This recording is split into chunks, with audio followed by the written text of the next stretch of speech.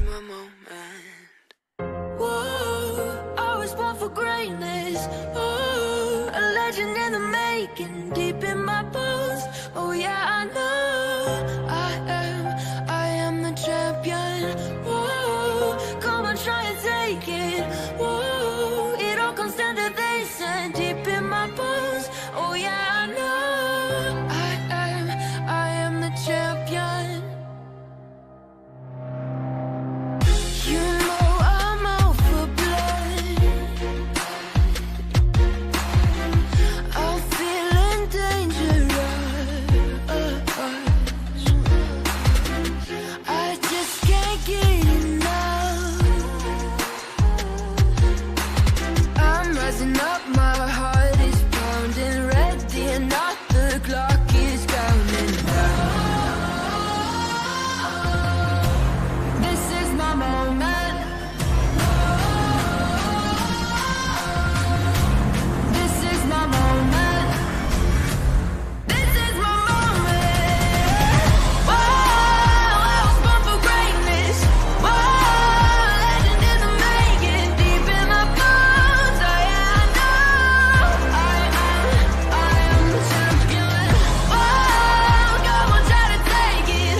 Whoa, it all comes down to this and deep in my bones. Oh yeah, I know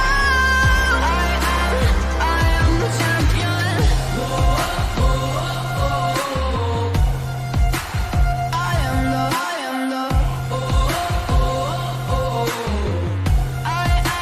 I am the champion.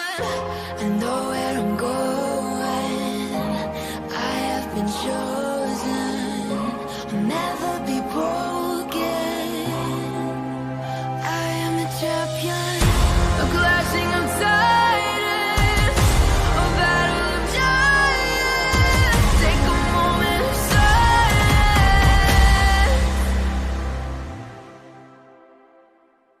I am the champion.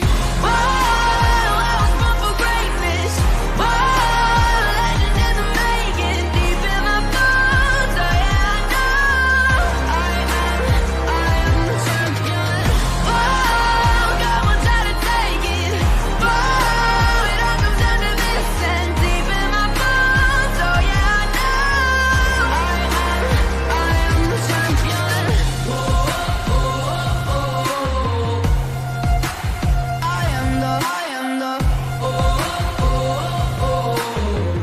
I am the champion.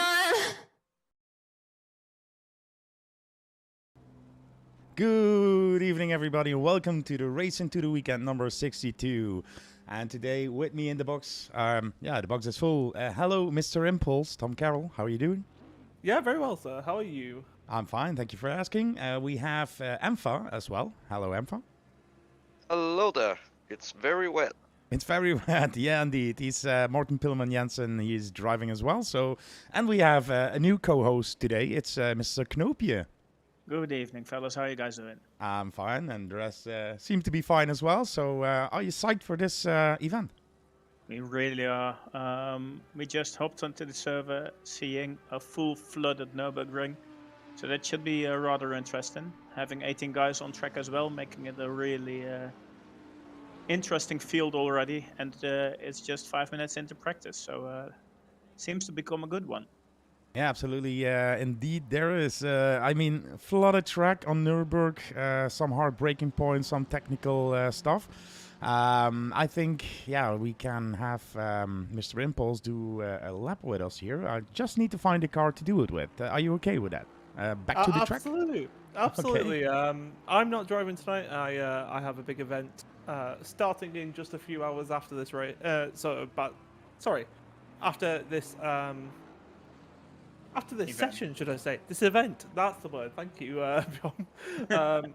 It's so I don't really want to be switching in between sims and whatnot, but not stopping the designated mad lads. Hello, Dad. Hi, Cracker. Yes. Who is number 7? Yes. We seem to have let down our security and let Juan in this week. So I'm not sure what's happened here. Well, last Tuesday we had the iRace into the week, and he should commentate. I jumped in the box because he didn't have a voice anymore, and he couldn't share a screen, so I had a 3 seconds delay, so I couldn't commentate. So we made 35 minutes of joking around stream from it. But yeah, we have Desert Penguin in the screen, and he's going over start finish. So Tom, if you want. Yeah, let's get back into the track here with Desert Penguin in that 717 McLaren, starting a lap a bit more towards the central than I would have preferred. I think it's just mainly for cooling his tyres. Going to be braking nice and early. Normally in the dry you're braking about 50 metres later there, but rather gingerly through turn 1 and rightly so. Look at the track, it's absolutely soaked. Pin it a little bit more to the right than you think for this turn, and it tightens on exit, so you really want to get the momentum going just before the exit of the corner. A little bit of a tank swap for Desert Penguin as he shifts back down into first gear. Keep it entirely to the left on the exit of turn 3. Really open your exit for turn 4. And watch the track limits out here as well. That could easily be an invalidated lap time as you barrel down towards turn 5. Again, multiple lines you can take through turn 5. You want to scrub down your speed, down a couple of gears in these rainy, tricky situations as you barrel towards the left, and then flick it into the right, because any speed that you can carry barrels you down towards the hairpin. In the dry, you want to use that curb on the exit, and Desert Penguin, rightly so, avoiding that in these rainy, slippery conditions. Brakes down, use the curb on the left hand side as your braking marker as you slowly, very carefully get your way through the hairpin. Still elects to use that AstroTurf. I think I wouldn't have been that brave as you approach the Schumacher S's and the normal qualifying conditions. In the dry, it's completely flat through here, and as you can see, just so much hesitation at the wheel and trying to get the car through as you now barrel down towards the last part of the lap. And the last sort of real technical sector is this tightens on exit, and then another one that tightens on exit here. You can carry way too much speed into here and be on the gravel, so there's a Penguin, rightly so, just avoiding that nicely as you now barrel down towards the infamous chicane. Now the F1 layout has a 90-degree left and a 90-degree right as we have a massive tank slapper down the back straight. Massive pools, but it's a bit more open here and you can carry a bit more speed through it. Under dry conditions, it's probably just as slow as it would be if we took the other chicane there, as barrels down towards the final hairpin, the right-hander, keep it tight to the wall, barrel it out towards the exit, and that's a lap of the Nurburgring. This has Beautiful. been a really clean lap as well in the wet conditions. Normally in the dry, a lap should take about 156, 157 for the midfield. Now with a 218 from one of our top drivers, it really shows how hard the conditions are at the moment. Yeah, you can see there, and Honda having some problems. Honda turned around, yeah. And yeah, it was a clean lap, a 2-minute 18.182. So that was the fastest lap of the free practice until now. And yeah, you see how much he was struggling on that flooded track here. The rain will be a little bit less than 5 minutes, but normally the qualification will jump, I think, an hour.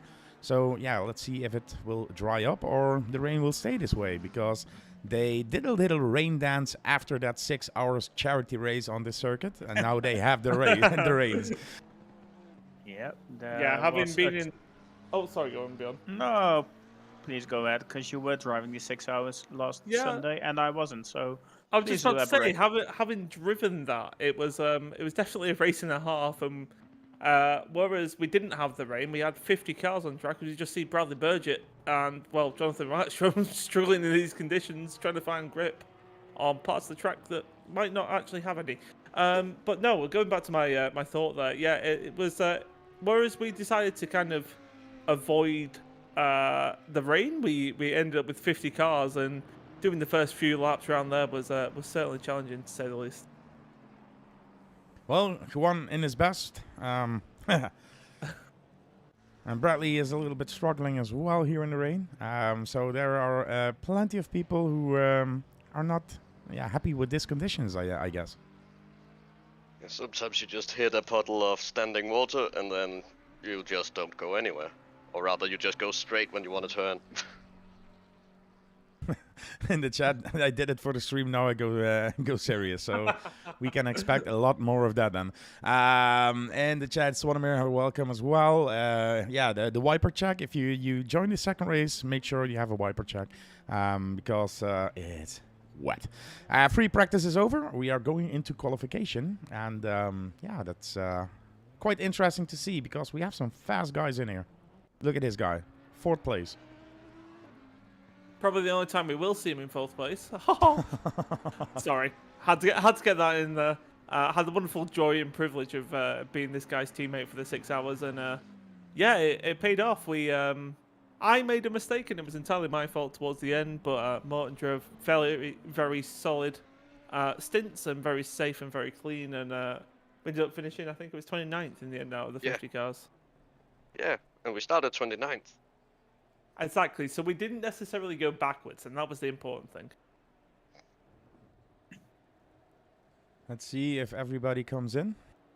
30 seconds waiting time for the free practice, and then we are good to go for qualification number 1 of race number 1 of Racing to the Weekend number 62. It's like a bingo.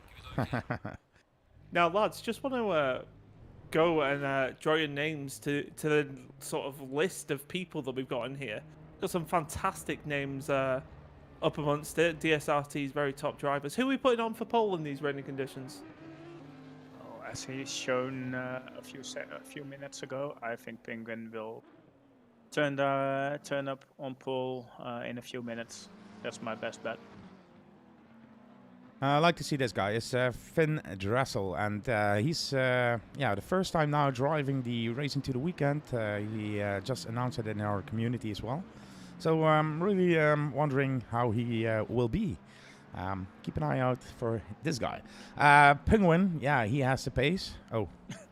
Yeah, don't talk about the new guys. Don't talk about the new guys. Penguin, then, yeah, indeed. I think that's one we should keep on our eye out for P1. But don't forget, we also have okay.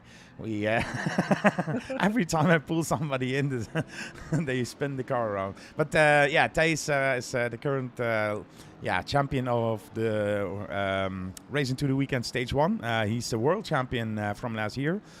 So yeah, I think he can do well as well. That's 2 wells. Mr. Minister of Defense in our community, Eric Mioch. I think he will be in the top 10 as well. I think I'm going to put him on for pole, this guy.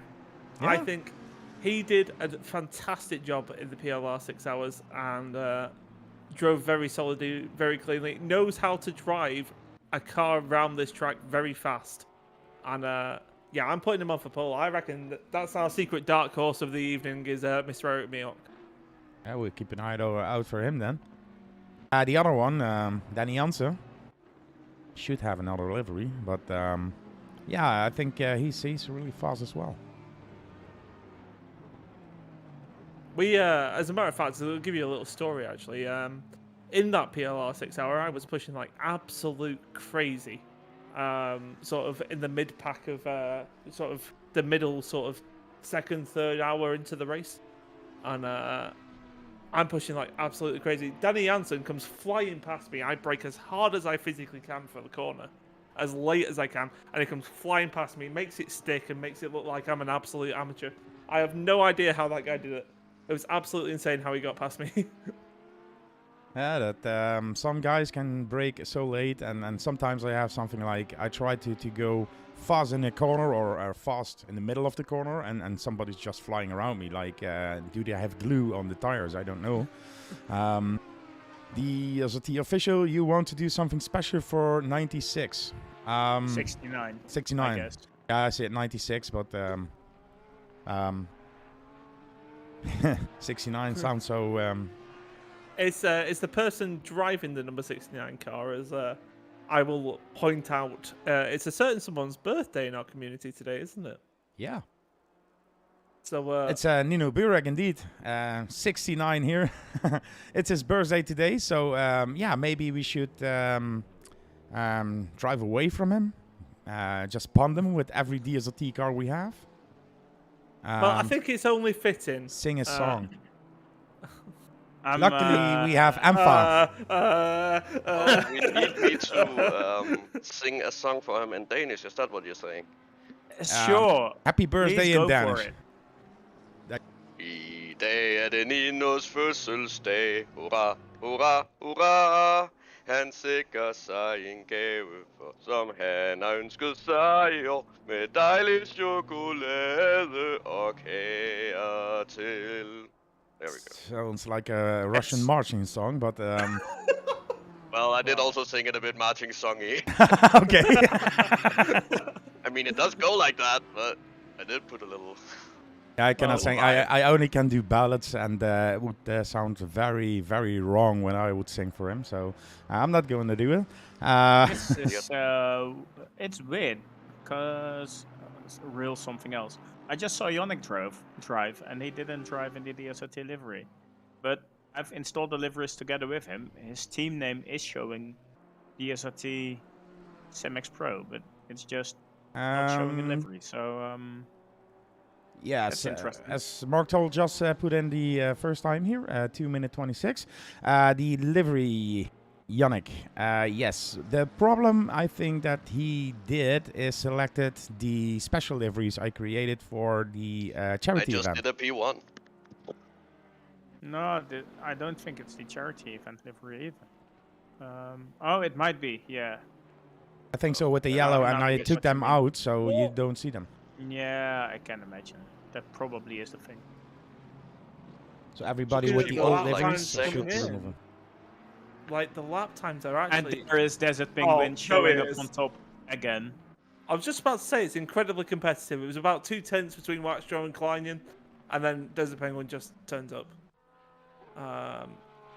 But unfortunately, I don't know if you noticed that Desert Penguin on his next lap is blocked by Juan Antonio Mene Jimenez. So he'll be doing about 3.5 minute lap times. So let's see what everybody else can do.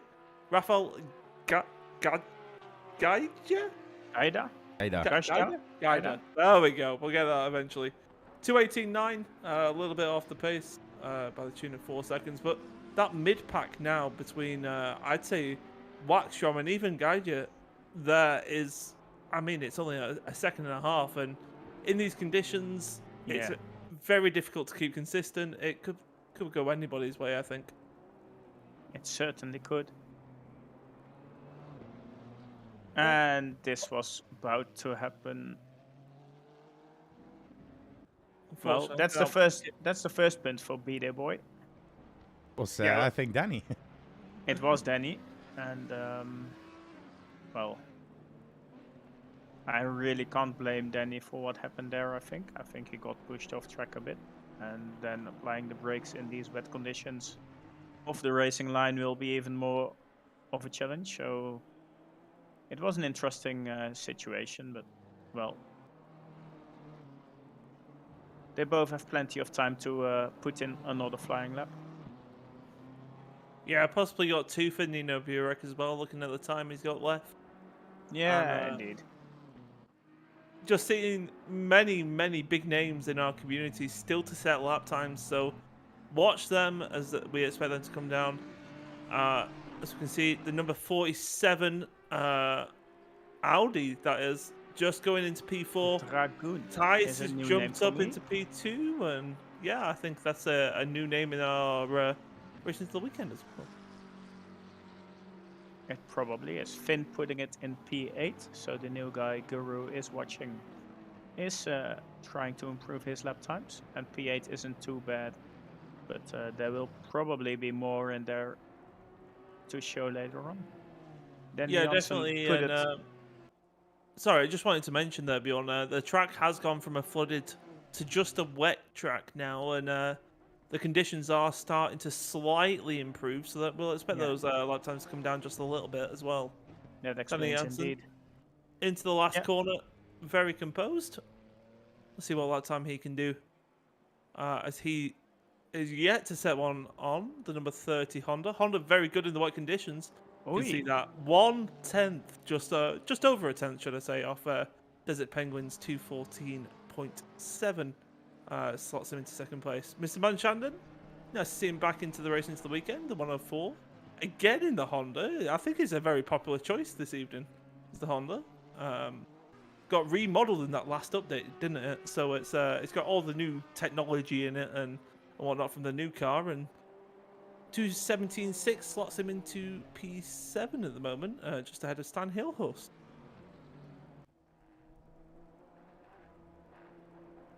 Martel van gewoon dikke prima. That's Dutch. He's now doing his lap, and yeah, he was the timing screen. He's up on his time, but I don't know where he will be. Let's have a look. He's coming over start finish line. Wow! Oh wow! Wow! Wow! Wow! I think this is the buddy of Danny Jansen, who is joining us tonight, and rightfully so, putting it on pole with a crushing lap time of 2:12. As Impulse just mentioned earlier, obviously the track went from flooded to wet, so maybe there are a few more guys who are on good flying laps as well. But this is one hell of a lap time, taking it up there at this moment. Cracker's trying to take credit in the chat. I saw that. He said car number 31 is my brother. Eric Miok, the guy that I put on pole, I think I might have commentators cursed him just a little bit too early. Still set to the lap time.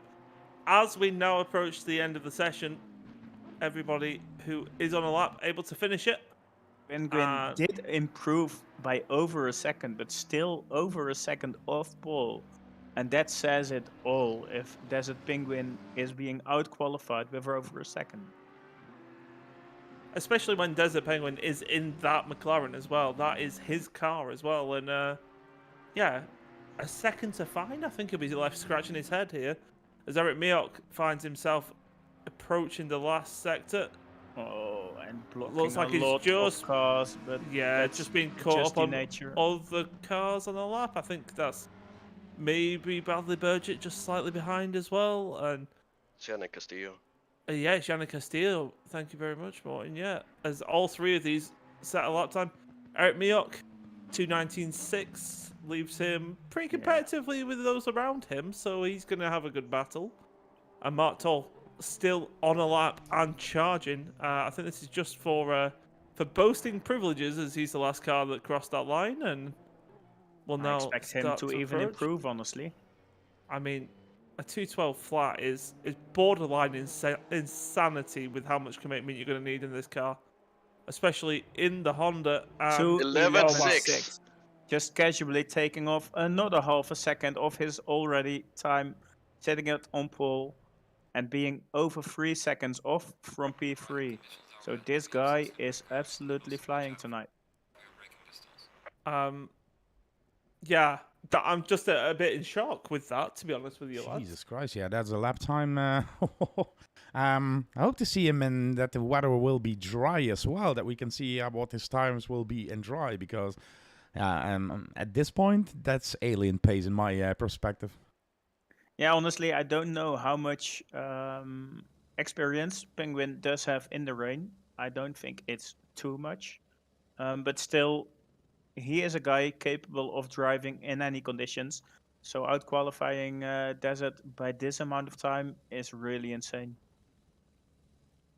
Well, we have 30 seconds until race start 1. And yeah, I thought that I heard something that Impulse want to do the race starts. Can do indeed, and yeah, why not? It's going to be a bit of a change. I don't think we'll have the same energy that Juan has and brings to the team, but I'll do my absolute best. So good for my ears. I think we'll all have that sort of that week's rest of Juan screaming into turn one as about 90 cars might go straight on. Good point there, Cracker. Take in mind the track was improving, so it went from flooded to wet. Maybe that's the reason why it was a little bit faster. But yeah, let's see in the race. Now everybody's on the same condition, so Tom, take it away. Yeah, as we can see, a lot of people struggling just to get the car moving onto this formation sort of grid that is starting to form. We can see Mark Toll taking that ahead of Desert Penguin and Danny Jansen in P3. Thijs van der Hoorn and Kleinen right now your top 5. I expect big names like Zvonimir Burek to probably end up on stream, and Juan Antonio Mina Jimenez, he says he's going to win this race, so we all know it is won at turn 1 as we approach it now. Lights out and barreling down, every driver on a different line trying to find different forms of visibility as we approach turn 1. Let's see who's last of the late breakers. There's a big wreck just going ahead. the back in there, and Finn Dressel seeming to get round very gingerly as everybody approaches turn 1, but it looks like Mark Toll has run away with that in P1. Danny Jansen, he's had a great start. He's into P5 at the moment, according to that timing screen. As we, I completely forget that it's going to update as we all approach the end of the first sector. But I can tell you now, it's Mark Toll who's run away from it, and Danny Jansen, it looks like it's in P3 as Daniel Dragoon goes round in that 47 Audi, and that's a tow back to garage. That's not looking too good for him. Thijs van der Horn, he's had a steady start, finds himself in P5. And many cars, I think I just saw a flash of headlights go out into the back there, and that's Brendan Kleinen. He's had an absolute mare of a start. He was doing fantastically well and rather gingerly trying to make sure he's rejoining the track safely, as we now are on board with the guy who's actually made up 8 places on this lead lap, and I'm at an absolute shock. It's Juan. He's surrounded by another Audi in the front of Sammy Lombards and finds himself under immense pressure from that McLaren in the background of Bradley Burgett. He's on the charge as well. I expect him to go through the pack as we all now approach the end of the first lap, but it is Mark Toll who's run away with that. As we can see, Bradley Burgett. Just gonna put it in. Can I just point out, he performed possibly the best 360 I think I've ever seen. It's just a shame that he didn't have track to go ahead of that. Brendan Kleinen on a charge, trying to repair himself out of that mistake that he found himself at turn 5, and that's Danny Jansen. That's an unfortunate mistake. Oh, big whack from Jonathan Wackstrom there, I think, in the Bentley, and that's unfortunate as the approach. Oh goodness. Hopefully this will be okay. Oh goodness. Oh. You waited for some room here. Okay. It's difficult when we only see that angle to see what was coming. Rafael Geiger, he's in P8 and moving forward. Mark Toll leads at the end of lap 1 ahead of Desert Penguin, and Thijs van der Horn now finds himself in P3 ahead of Chris Muller. Manchanden, he's had a fantastic start, hasn't he? He's up to P5 now in that 104 Honda. But Guru, what an eventful first lap. Yeah, and brilliant commentating. My ears are not bleeding now, so that's good. As the birthday boy just spun the car around. Ooh, spins it right in front. Who was that? I think Jansen, yeah, Danny Jansen. Oh, Jesus, cars are going off here everywhere. It's Samuel Lombards then spinning that car around as well. Desert Penguin now on 1.6 seconds away from Mr. Toll. And Thijs van der Horn then in 3rd position indeed. Niels Mans Handen is closing into Christian Müller on 4th position, and Castillo not far away from Niels Mans Handen as well. In the mid-pack, I just want to see. Something happened to Mr. Screamy here. Oh, nice drift. Keeps the car just on the track there. Should we say nice save as he went off track on the straight as well? I don't know. But yeah, he's loving this. He's loving this. So yeah, it's eventful indeed. And the weather, it seems to get worse in 10 minutes. So probably within 5 or 10 minutes, the rain will increase. Maybe we get a flooded track as well. So I don't know. This can be very interesting. I want to give credits to one more guy who has had an absolutely flying start, and that's Chris Muller in P4. I think he started 12 or 13-ish, and is now chasing down the lead back from P4. So that's really decent start as well. There goes a car off, and I think that was Yannick Castillo. Yes, it was. Managed to recover Losing well there. Position or 2, unfortunately. Yeah, he has only lost the 2 though. We saw Danny Jansen go off there last lap, didn't we? And he had a far bigger sort of excursion. I think Yannick Castillo was lucky to get away with that, as we can see Juan taking it rather ambitiously, using the dry braking marker, I think, as his point of reference as he barreled in towards the chicane. Niels Mans Handen is now on the back of Chris Muller and possibly considering a move, I think, in this next sort of lap or 2 if he gets any closer. Look at the best lap times. It's a 2:11 for Mr. Toll against a 2:13 of Mr. Penguin, and Thijs is driving 2:14s.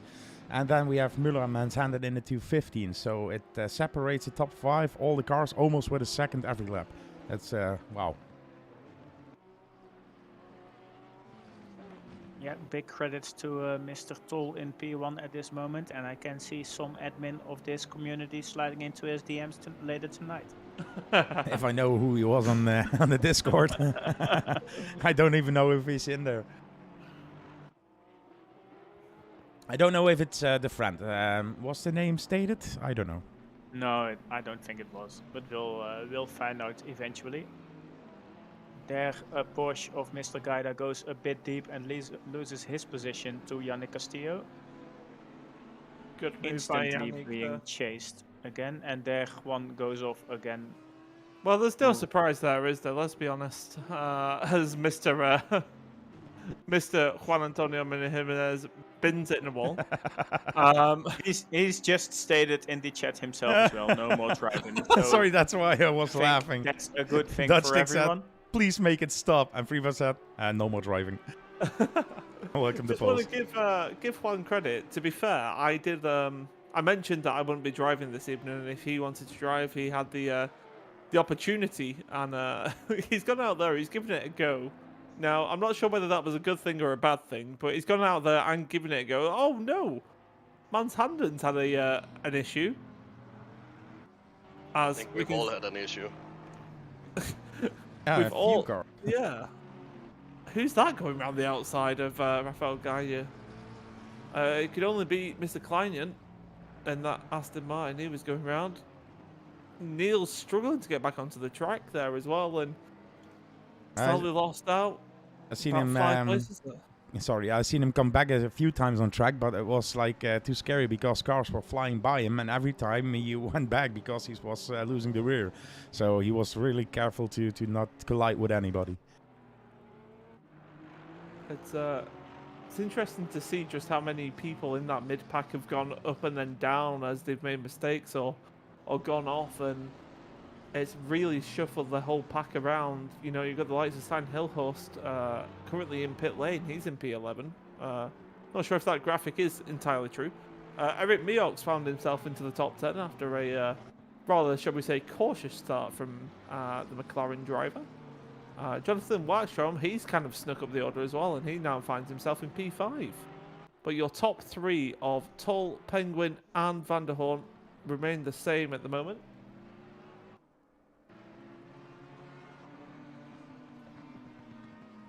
And by now, Danny Jansen is in P19, over 2 minutes behind of all the others. So I think he returned to the pits with a tow and skips out of the race at all, where we see Mr. Lombard's off, we see Nino Burek off.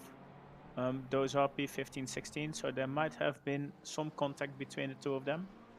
We are not absolutely certain anyways, but that didn't seem too clean. And Eric Muir here with a little bit of a damaged car, so he had a moment as well. He's in P10 at this point. As Cracker said, look at Eric, he's P10, taking it easy. Well, I think he pushed a little bit or was involved in one of the incidents.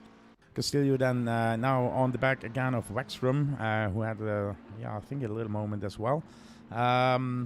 The gaps are now almost everywhere above a second. Only Castillo is fighting and Gaija is fighting. But that's almost just under the second. So, it seems that a lot of people here have troubles with that wet condition. I think this is one thing that the rain does very well, is that it separates the skill gap between the drivers. You'll see in the dry, you know, it's a lot easier with slipstream and with being able to follow other people's lines. Just being able to keep with them is definitely a skill within itself. But it's a lot easier in that dry than it is in the wet conditions. And as you can see, the gaps normally would be, you know, a couple of seconds here and there. And the gap between Mr. Penguin and Thijs van der Horn, I can tell you now, would not normally be 8.5 seconds. But due to the rain, it actually is at the halfway stage as we've just approached it now. Yeah, halfway there we see a lot of incidents there. But yeah, Mr. Toll is really a clean racer at this point. 6.1 second already at the gap between P1 and P2. Yeah. Knopje, who do you think Yes. did the best at this point, except for, of course, the top 3? Well, as I mentioned before, Mr. Muller in P4 had a blasting start, starting from somewhere at the back of the field. Eric Mioch, as Cracker told in chat, is taking it really casually, as we are used of him, but he is driving a top 10 position, so he has been making up quite some places. Yannick Castillo in P7, we have seen him off track a bit, but he as well has been making up quite some paces, because I don't even think he did put in a lap time at all in quali. So there are quite a few guys who are up the pace and well, making the best of these raining conditions. And the question is, we have a driver in box here who's on track. Horton Pillman Jensen, Amfa. How's the track? Wet. So it's Okay, I'm difficult. sorry, it's not wet. It's very wet. Really, traction, nothing, grip, braking, all of that. Forget about it. Forget about it. Forget about it. Yeah, it's really quite something to use. Okay, so that was an update from the track. It's not really drivable and it's very, very wet. So yeah. Whoa.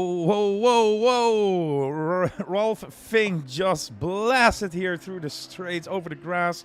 Yeah, you cannot brake anymore. It's like an ice, That's layer. impressive that he's kept it out of the wall, to be fair with you. He was so fast. He must have been doing about 250 Ks down there. That's impressive how he's not put that in the wall and yeah, managed to just about escape and live to tell the tale. Where is Mr. Fink? He's about 11 seconds back now after that mistake on Sammy Lombard, so he's got a little bit of effort to try and make it up to the next guy. Yeah, he took some speed on that straight, so must have made some seconds up. Finn Dressel then in P8 here, Gaija right behind him. He's really fast in this Porsche, and yeah, sometimes he makes a mistake and he needs to close the gap again. So if he would stay on track, I think he would take the position away. We heard a driver say, "Oh." It's wet. So I lost the car, but I kept my cool and. Yeah. I wasn't aware of it being wet at all. Thanks for mentioning that, mate. Oh, I thought it was dusty. Oh yeah, it's very dry. Tom's and dad warm. casually stating Penguin is being left behind by Mr. Toll, which is a surprise to the viewers back home as well, it seems. Oh. Oh. Finally, we have some competition for the front two guys. That seemed to have been Mr. Manshanden and Eric Mioch. Let's have a look at the replay here. Yeah, Manshanden going Manshanden is- inside Yeah, and That's a filthy bump. yeah, I think that was just Eric just trying to squeeze him out a little bit. Yeah, Just, that's too much squeezing in these conditions, honestly. just a little bit for him. And just want to say thank you for the follow, Mr. Cameron. Muchly appreciated. Welcome to the stream, and I hope you're having a good time as much as we are. As we can see, the front of Eric Mioch's car dismantled, should we say, at the front of that, and Mr. Manshanden looks like he might not be going any further in this race. All that's done in the meantime is meant that mid pack is now closed up and allowed the likes of Brandon Kleinen to start breathing down the neck of Jonathan Markstrom, now to the tune of, well, it says 1.2 seconds, but I wouldn't say that's 1.2 seconds between the Aston Martin there and the Bentley. It certainly isn't. It's That gap will close 0.4 down. seconds. Exactly, so there probably has been a little slide by Mr. Wexstrom, and Brandon Kleinen now breathing down his neck, as you say, really well. And he will be looking for a move somewhere down the next lap or two to gain this position from him. Sorry, I was just going to say, Bjorn, you've driven this track many times and probably driven it in the wet. Small handful of those. Where do you make this move? Where's the one place in the wet conditions that you could probably successfully make a move? If both drivers do not make a mistake at all, I would say into turn 1 is a really useful position to try to outbrake the opponent. Other than that, this indeed taking an inside line into this corner and then having to make it stick around the outside as Brandon just casually did and took the position was gonna be my second answer, but well, he showed really well. Yeah, it just So shows that's you how They're to making do it you Brandon easy on Kleinen in the. P5. Yeah, I think Brandon must have had his Twitch account open on the We side. just had and, in chat an apology from Eric Mirok, and he didn't actually see Mansanten. Oh, That's okay. an Oh. interesting thing, but it's good to hear that Eric apologized and realizes it wasn't the cleanest of moves from his side. And that's what DSRT is all about, especially on this Friday night. Just keep it casual, and if you are in any trouble, just keep it friendly and make sure you work things out together. So that's really well done by him. Yeah, absolutely true there, and yeah, it's nice that you can admit your own mistakes. As a mistake, a little bit of Morten Pilleman Jensen. I saw a little yellow flag there. Yeah, the Oh no, time. you saw nothing. Oh, By the way, it's a little bit wet, which is why that happened. Zvonimir just logged in to the race. He's standing in the pit when I'm correct. Here, and yeah, his crew chief just told him, "Come on, mate, you can still win it." I mean, technically he can. I think he's the only GT4 entry He we've got is the here. only GT4, so if he goes out on track and completes exactly one lap in this race, He as will win is- it. He heard that. He heard that and he went out anyway. Yeah, oh shit, I'm the only GT4 class. There's something new in Racing to the Weekend, guys, and it is... Oh, he has some connection issues, I guess, because that looked really strange. We have some new... So if you see him flickering or diving below the deck and jumping into the air, it's just a connection issue. It looks No, very that's funny. actually Zvonimir. I reckon he can jump this. Look. Yeah, Oh, but no, that was is a being driver. Croatian internet. Well, sorry for interrupting you, Guru. There is a big difference between GT4 and GT3, and that's that GT4 cars do not have any tire warmers when they are standing in the pits. So GT3s come out with preheated tires. That is not the case for GT4. So this really wet, flooded track, or well, wet track, I should say, is being driven on absolutely stone cold tires by Zvonimir. So that might explain a slide here and there from him on his outlap. That's news because I didn't know that, to be honest. But the thing is that he just needs to do one time lap. Because I was saying we have something new in Racing to the Weekend, and we have two classes that keeps points. So we have like 19 drivers now. If they all finish, that means that Mr. Toll will get 19 points. But Zvonimir, I think, will get 19 points as well because he's a GT4 class. He's a different class. So he will take an amount of points here because nobody dared to do that. Unfortunately, I need to correct you on that because there is a minimum amount of cars joining in that class to have the same equivalent of points, and that's 3. And with any class driving less than 3 cars will get the half amount of points than the main field. So I think he'll run away with 10 points out of this race, which still is a decent handful. Oh, okay, I didn't know that. I learned something new every day. Again, I learned like 4 things only in the DSRT chat today. So yeah, I will quit commentating and I will leave it to you guys. No, it's a good toll of points for Mrs. Zvonimir Burek. I think he's doing this just so he can get ahead of his brother in the standings. As Nino, we can see, is currently in P15, just having a race where he's just struggling out a little bit more. And not the Nino we've seen as of late. We saw him at Snetterton in the slightly damp conditions doing rather well. He was up in the top 5 at one point, so we expect him to be improving on that pace for race 2. Ralph Fink having an issue, and I believe that car might be parked. Yeah, Have the you wheels seen are the not front of turning that? anymore, so he really totaled that car. Yeah, This is the never give up attitude, isn't it? Burek, I would trying stay to finish there. the lap here. I would stay there and wait for the number one to finish, else you have to do another lap. But Well, set it on the apparently side. he doesn't hear this and is off for another flying lap with the white flag. Yes, the white flag, guys. 1 lap to go for Nino. Is that both his front wheels that Yeah. are not turning as well? No, Yep, that's, it's completely messed up.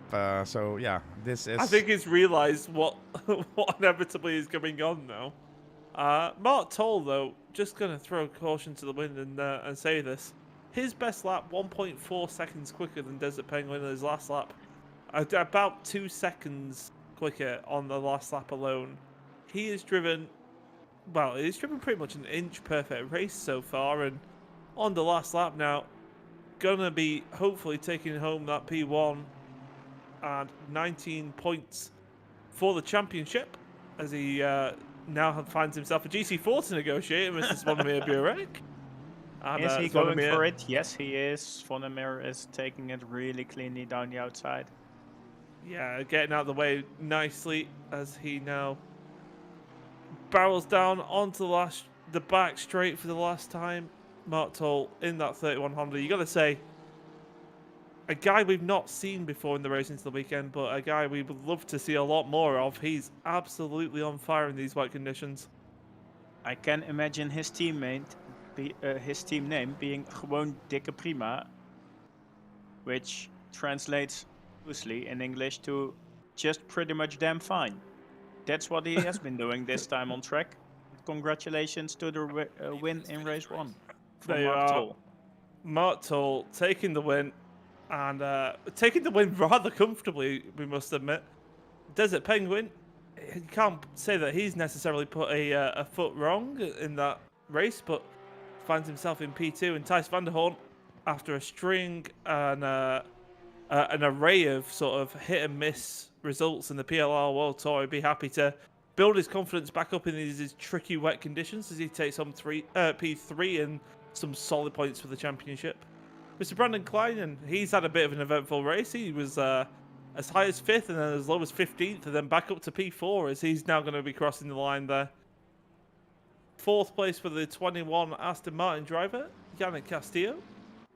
Just finds himself ahead of Jonathan Wallstrom. That battle had been heating up towards the end there, and we couldn't unfortunately see that. But yeah, Yannick Castillo P5, Jonathan Wallstrom P6. Chris Muller must have made a mistake somewhere along the line. He was P4 at one point, finds himself in P7. Rafael Geiger in P8. He's got the better of Finn Dressel. That battle was heating up all the way along, and yeah, by the looks of it, Mr. Geiger got past. And another top 10 performance is imminent for this guy here, Mr. Morten Pielman Jensen. Who takes it very slowly through the chicane because he doesn't want commentators' curse to take the better of him. Know what they say, first you gotta finish.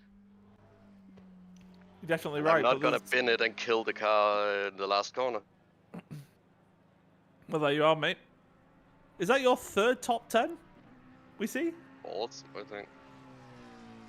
This guy. Although one of them we were only 9 cars, so. Well, it's still Yeah, a top 10 finish, mate. Yeah. It's basically a And, podium. not quite a podium, but we'll extend Basically. it for you, mate. Sammy Lombards in P11 ahead of Stan Hill, sort of horse. Bradley Burgett, Robert, was it Robert Fink? Can't remember his first name. Mr. Fink, Eric Mioch, Nino Burek, Mr. Manshandon. After that contact with Eric Mioch, finds himself in P18, and I've lost track of who came where then. So that was as low as I could get down. We did the top 10, so that's good. There we see Matt Sill already joining for the next race in the Ferrari Challenge, which will absolutely be a handful in these conditions. So the Ferrari Challenge, for those of you that don't know, was a new thing that was added to the new DLC that came out for the game a couple of weeks ago. And basically, it's a rocket in a straight line, but it can't turn a corner to save its life. So yeah, it should be rather interesting to say the least. By the way, the track is getting wetter. my dad was saying, where was Juan? Juan was in the pit lane where he belongs. Yeah, he did not finish. He's back out on track there, though. And Yeah. rather interesting to say the least that our commentator is now trying to do his best drift impression and failing miserably, unfortunately. But, you know, someone's got to mow the grass out there, and that'll be Mr. Mena Jimenez that's doing that for us. I would rather say try to practice, mate, don't to crash, because you practice crashing and you do it in the race as well. He's resting. He's driving like his voice was the last time, the Pulse. Shit.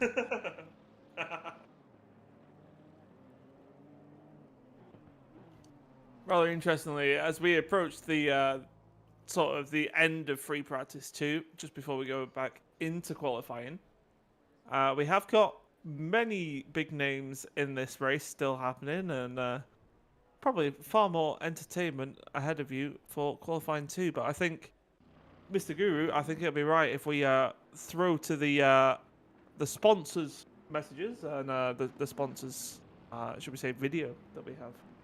The Racing to the Weekend short video you want, or do you want the intro video? You say it, I'll do it.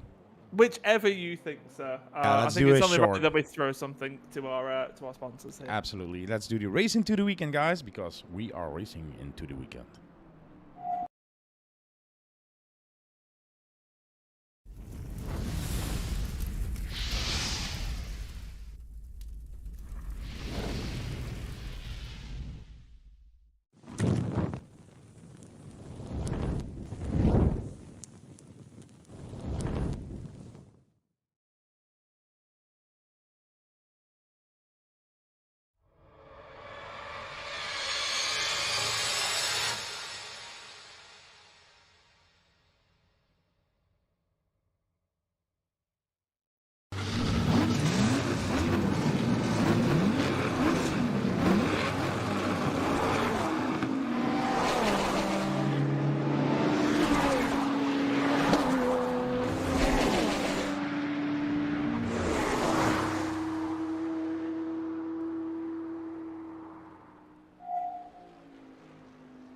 Thanks to all our sponsors, RGB Solutions, Simix Pro, and Holy Energy.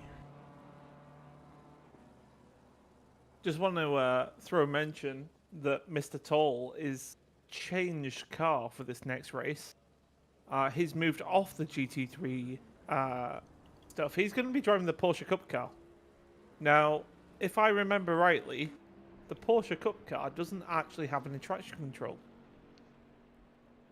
So That's interesting. Rightfully so. it's going to get very sideways in that Porsche, and it'll be interesting to see how he is able to cope in these incredibly wet conditions. Track has gone back up to flooded, and yeah, we've got qualifying 2 just ahead of us. These guys are trying to get their tyre pressures in so they've got at least some grip on the track.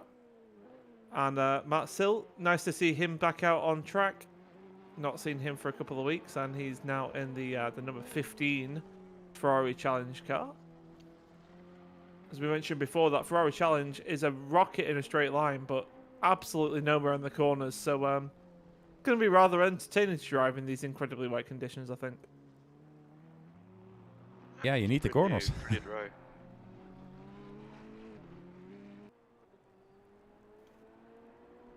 Did you ever drive that car, Impulse? I did. I went out and drove all of the new ones when they got released. Oh, excuse me. Oh, I don't know what's going on. No, I went out and drove them all, and I think it was possibly the most challenging of cars to drive. Now the new BMW that we drove, the touring car that we drove a couple of weeks ago, that is challenging in the fact that you've no grip, but you've also no speed. So it's not too bad driving that one. The Porsche Cup car, in my eyes, possibly one of the best, but I think with the zero traction control you've got, it's incredibly difficult to drive, and possibly more so difficult to drive in even wet conditions. But it's definitely my favourite of the new bunch, should we say. And the other one is the Ferrari Challenge. Now, the Ferrari Challenge for me is possibly the most difficult because it has 0 turning. So you expect it to go around corners a bit like the GT3 cars, and you turn the corner, you turn in, and nothing happens. So you have to really slow down, and you get a lot of understeer in that car. So I think it's more challenging because of the speed that you're going. Your mind automatically thinks it's a GT3 car, when in actual fact it's not. So definitely requires a different driving style as we go along. So, but yeah, I'd definitely say that my favourite out of that new bunch is either the Porsche or of course, the Audi GT3 that got released. That'll be my new car that I'm going to be driving for the foreseeable future in ACC. Okay. Knopje, we have also iRacing event on Tuesday, but this weekend there's another event. You want to fill the people in a little bit? Of course. So this weekend there is the iRacing 24 hours of the Gesamtstrecke of the Nurburgring Nordschleife, which means for anyone in the know, the Nordschleife is 25.7, if I am right, kilometers track through the German forests, including this GP circuit of the Nurburgring. And yeah, there will be a 24-hour race. We, as a team, will have 2 teams in there, one driving GT4 cars and one driving GT3 cars. So it's well, it will be starting midnight European time. So that will be a really real handful to manage with teams of 4 to 5 drivers throughout 24 hours. Indeed. Yeah, it sounds really interesting. Yeah, too bad there won't be able to do a live stream, I heard. But yeah, I will still check in. I'm just going to correct you on that one. I've had a few people ask me last minute as to whether there'll be a live stream, and as I'm driving the GT4 class, I'm not going to be able to, unfortunately, keep up with the GT3 class and those guys. But I will be driving and live streaming my point of view. So if you want to head over to twitch.tv/DSRT_Impulse101. And I'll be streaming the full 24 hours so that a lot of people can watch and see how we get on. Nice. So yeah, you can follow him there at twitch.tv DSRT_. I thought it was Impulse101. Go there and yeah, check it out. The 24 hours of the Nordschleife. And if you want to stay awake for the whole thing, drink holy energy. Indeed. Unfortunately, that's what I tried at Daytona for the last race, the last 24 hours that I did. I had great visions of being able to stay awake for a long period of time, and it didn't pay off. So Did you have holy energy? I had holy energy, I had caffeine, I had multiple coffees, I had many things, and then it got to about 9 a.m. the next day, and I realised how silly I was. So we're having a bit more of a civilized 24-hour stream. This is where you say you didn't out. have holy energy, and then I say, if you had holy energy, it would have been fine. Yes, that's what we're supposed to say. Yes, my entire fault for not saying that. But no, we're going to have a completely civilized and relaxed end to the Nordschleife. I started practicing that track today, basically. So we've got Not so different from the 6 hour. Yeah, not too different from the 6 hour of Nurburgring, which we had last weekend, and I practiced the day before. So we've been having some issues recently that's affected my practice, but I do feel safer on that track. We have a Morten Pulman Jensen in P1 for Make a at least screenshot, mate. Make a screenshot. Make a screenshot now. Take it. Oh, no one You have to take it quickly because we've got other drivers on laps behind you. As we can see, Nino Burek here, ready to set a lap time. And, well, just broke a little bit too late there, and careful with his rejoin, as always, Mr. Nino Burek, because he still got plenty of time to set another lap time. See who else is on a lap at the moment. The 606, I think, is the next car back of Thijs van der Hoorn. He's coming through the fast section and approaching into the chicane. That's a nice Ferrari getting out of the way there, and Ty's just running it a bit Ooh. deep as well. I think they've underestimated just how wet the track is down at that last chicane, and many drivers struggling to set lap times at the moment. The only person that has is Morten Peelman Jensen in that 812 because I took it McLaren. very slow through that chicane. Slow and steady might actually win the race this time, though. That's the the battle that we've got ahead of us. And if it was meant to be, last race pole sitter, Mr. Mark Tull, would find himself in P14, obviously in a different class. But Mr. Desert Penguin, who was in P2, he'd be finding himself starting in P8 if he can't get a lap in at the moment. But let me see, it's Mr. Toll who didn't set a lap yet, so he's still standing in the pit, waiting and waiting. So I think he will try to do a last first or something. And with that pace, it wouldn't be that, how you say the correct word of that? That's I don't think strange. it'd be, I don't think it'd be that strange, because the gap between the Porsche Cup cars and the GT3s is only about 3 or 4 seconds a lap. And it was 2 seconds faster than Desert Penguin. So there is a half a chance that he might actually legitimately try this. And the Castillo set a faster lap. Yep, Yannick Yeah. Castillo in a 2:17.8, and Desert Penguin is just about to finish his lap, and let's see what he can do, because as we know, he is fast. Can he take provisional pole? And he 16.1. can, 2:16.1 indeed. I think that's something we can mention just at the moment as well.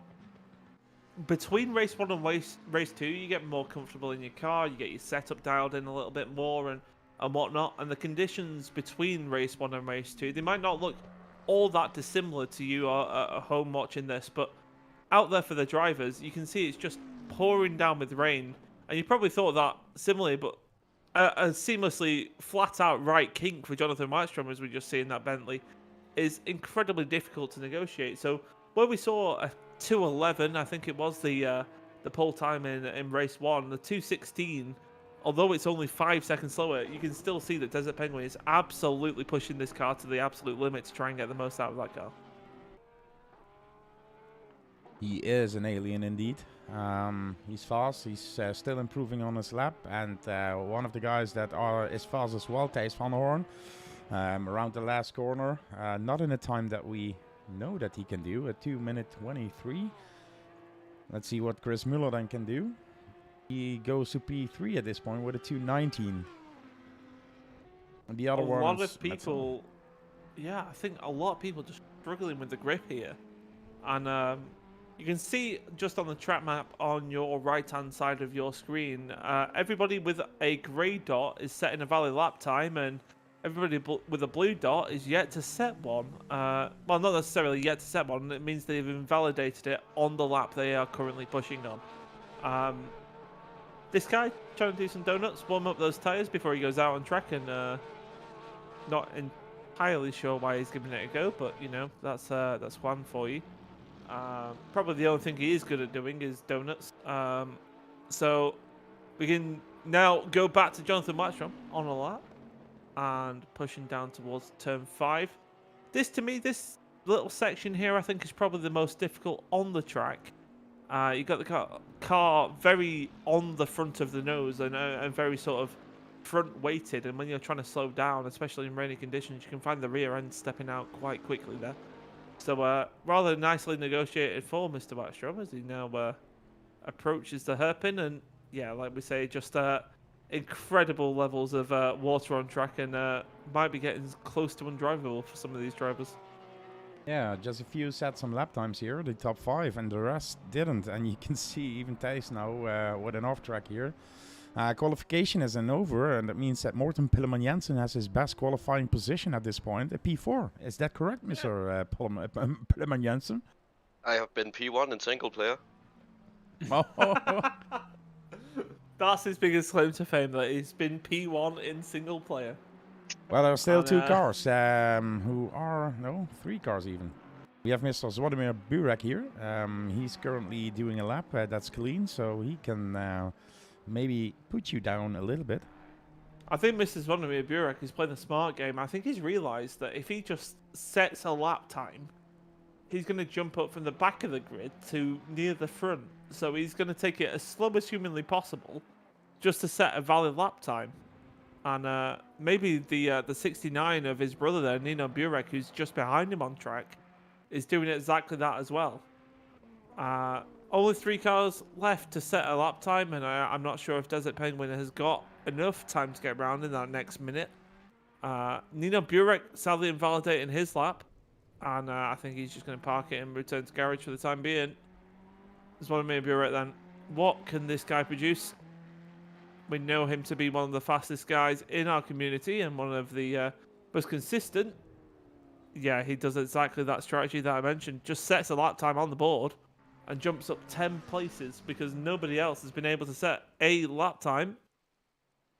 And Desert Penguin doing a perfect 720 just for the cameras there, just to show off how he has phenomenal car control.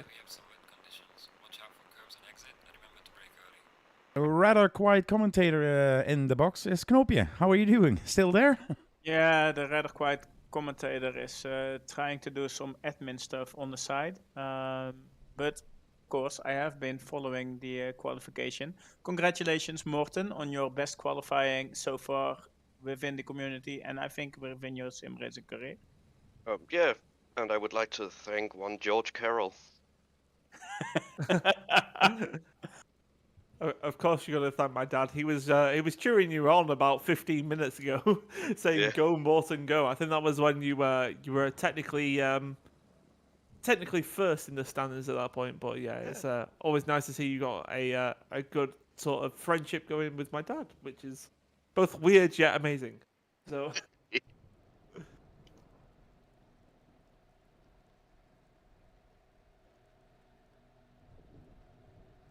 Why are there so many cars in front of me?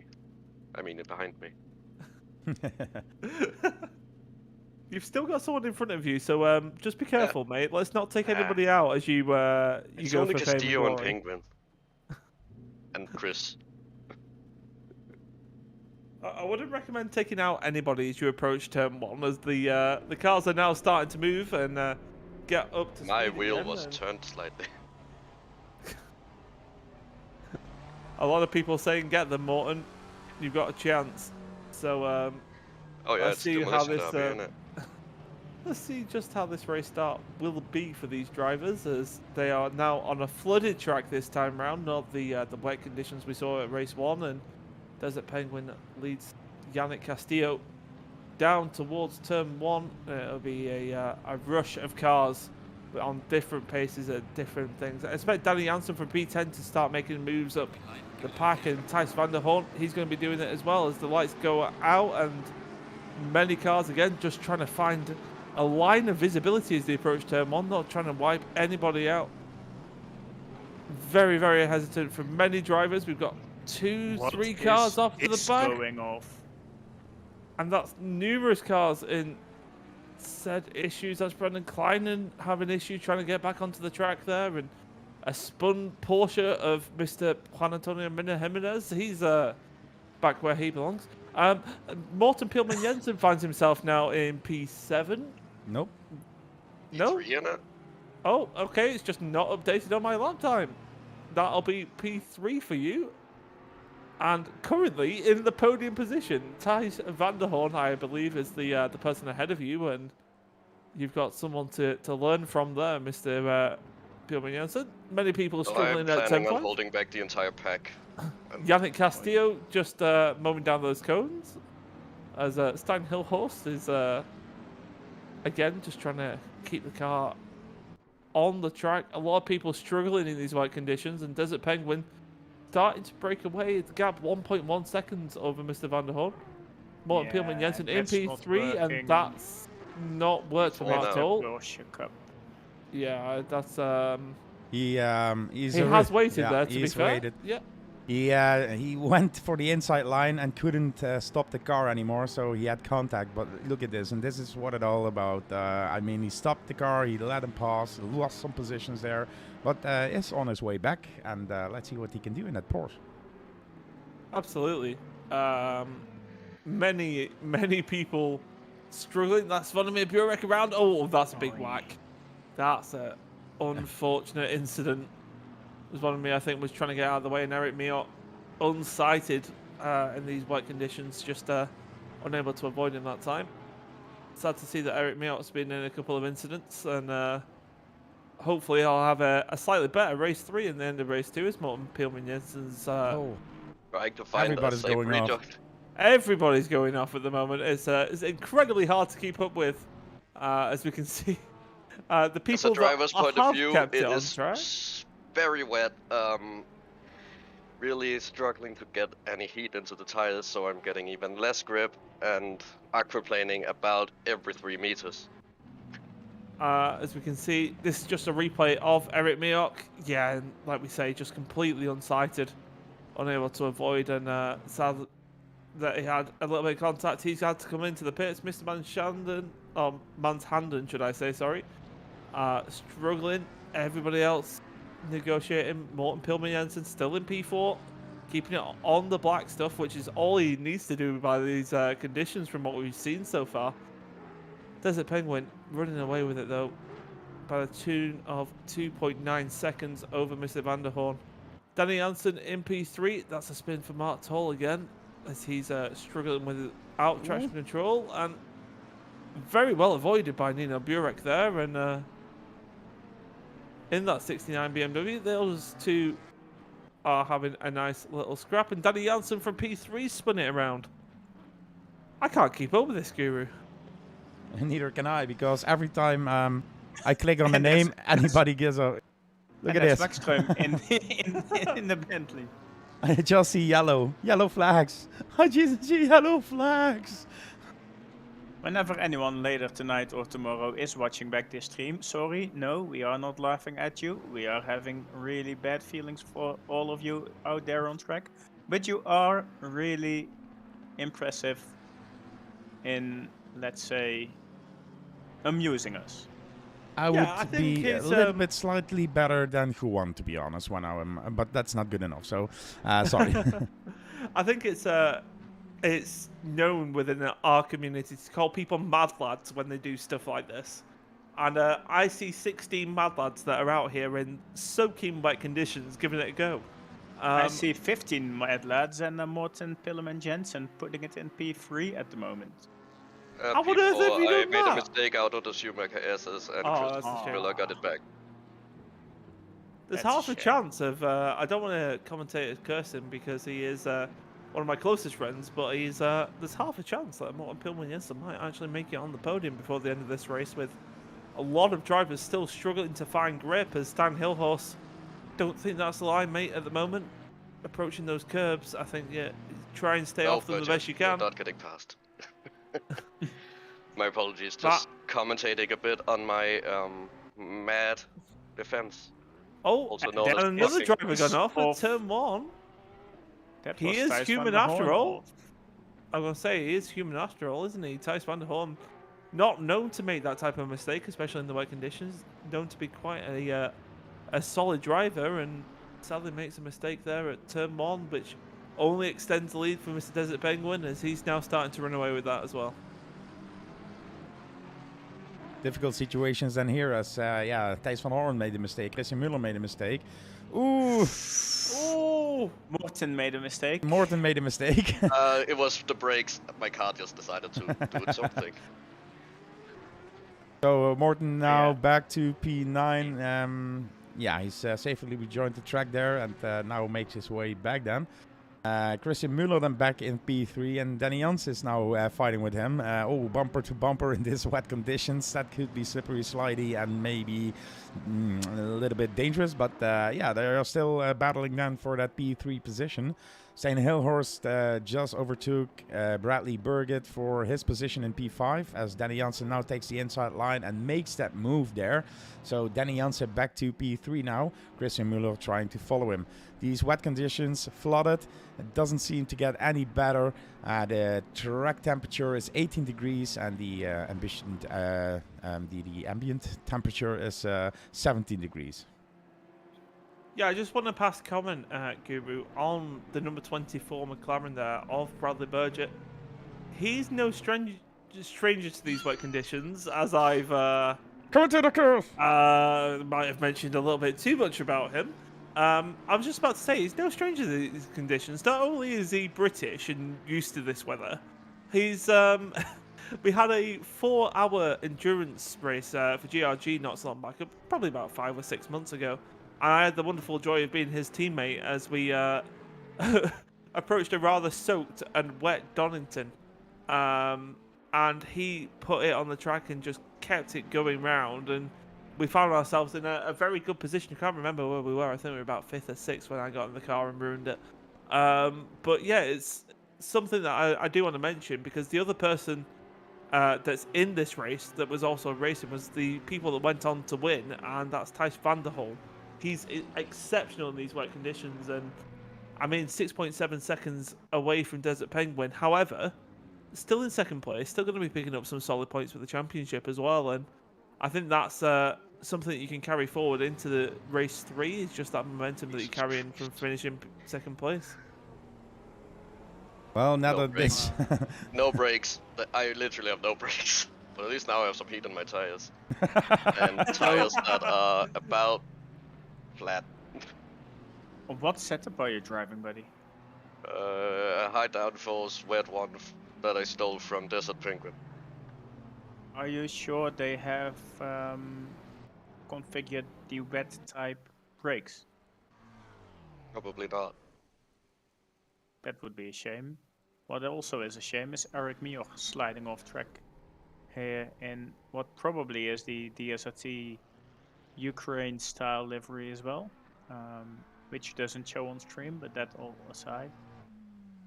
He It's is just- having a less impressive race than his previous one, unfortunately.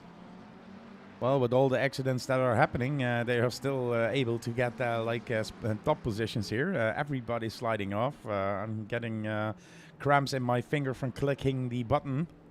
Yeah, this was easy because I had Bradley Burgett already in stream here. But yeah, the livery is not showing because I removed the Ukraine liveries because it was for a charity. It's not an official livery. So people have to remove it or choose this car or that car. This car. Or Oh, that guy. that car. Tell you something, Desert Penguin didn't really put an inch wrong and a wheel out of alignment in the last race. Just sadly got beaten by Mr. Mark Toll on pace. Again, finds himself not putting a wheel out of alignment as well. Again in race 2, Mark Toll in that Porsche Cup car done exceptionally well to be P6 overall, and he's now going to be starting to push and hopefully start catching Mr. Stein Hillhorse in P5. Yeah, it's amazing to see, as you said, this car doesn't have traction control. To my knowledge, it either has very limited traction control, or has zero traction control. I'm not entirely sure which. I've had some very limited time driving it, and I know it's very slippy. So even if it does, it's going to have a very reduced amount, not sort of comparable to the GT3 cars. So I think he's having a handful of it, and I think if we went to an onboard camera, we could just see him soaring away at the wheel. As we do exactly that. Look at this inside the new Porsche Cup car, the 992. And So let's set one thing straight, it indeed does not have any TC. it's that's Stein Hillhorse just on the right hand side as he's now trying to negotiate him, and like we say, soaring away at the wheel. But one thing that I did want to pass comment on was you could see the spray coming off Stein's car. It was basically borderline impossible for Mark to see what was going on there. It's insane how to see what he's doing with the steering wheel, just correcting everything. The aquaplaning on the straights, it's amazing. If this car doesn't have that, look at that. Oh, Jesus, that moment there, and just went and catched it, and still driving away from Stan Hillhorse at this point. Amazing to see. He just takes curbs and everything, cannot brake there, and still makes the corner. And like we said before, this Porsche Cup car, about 3 or 4 seconds a lap slower than the GT3s, but absolutely being driven the daylights out of by Mark Toll. This is a true sort of display of his talent as a driver here, and being able to not only catch the slides but pull away from Steinhillhorst a little bit at the moment is just it's something you don't often see from many drivers here, shall we say. You can say he has car control. I think he has a certainly is one way to put it. he has a big bunch of it, doesn't he? And big kick of throttle as he approaches the start-finish straight. Pulls I know away. that- Next for him is Danny Janssen, and a little bit of a tall order to try and catch him, I think. Well, he Well, went a we're little bit four. wide.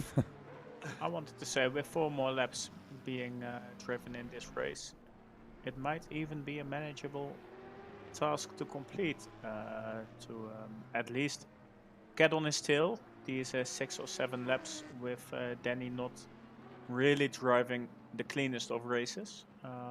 But yeah, it will be a handful. Another perk Mark Toll does have is that he is not influenceable by the commentator's curse. Could be. Normally, people are listening in, and they get scared when I say their name or Tom says the name. Mark Toll, I don't know if he's listening. There were a few followers that we had, but yeah. Portal Racing 3 days ago, maybe that's Mark Toll. I don't know. But yeah, it's still amazing to see as Morten is doing. I hit a puddle of standing water and just lost. Oh, the rear okay. end. You should have just said there was your neighbor was at the sidelines of the track and you were just saying hello to him. It could Oh, be I also. thought I wanted to get. Oh, I wanted to get a position closer to Svanimir so I could take him out. Careful there, Mr. Burkett. Mr. Berger going and defending against you as we can see the battle start to heat up. Jonathan Watchrom directly behind you, Morton. Puts you in a little bit of a tricky situation as you approach the Schumacher S's. And It'll be fine. your famous last words of "it will be fine," I don't think will carry over as you're now getting breathed down the neck of by Jonathan Watchrom and This is rather late ambitious break. on the brake. Yeah. Makes it stick somehow, and Kill. you are starting to break that gap a little bit and start reapplying the pressure. But how's the spray out there, Morton? Is it almost impossible to see what's going on? No, it is impossible to see what's going on. Oi. Oi. Oh, another mistake. Oh, 3 mistakes in about a femtosecond from drivers around you. Ty Svanderhorn sadly making another mistake, and Steinhillhorst and Mr. Muller was the Mr. third Muller. one. There you are. Thank you very much for that, Bjorn. I lost track. There was that many people struggling here. So it's anybody's race. You can see just ahead of you, Morton, that you've got a couple more cars joining that pack there.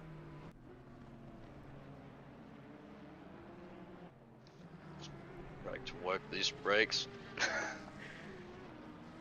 I can Yeah. imagine them being a real handful. Yeah. And being really annoying to Mr. Wexstrom.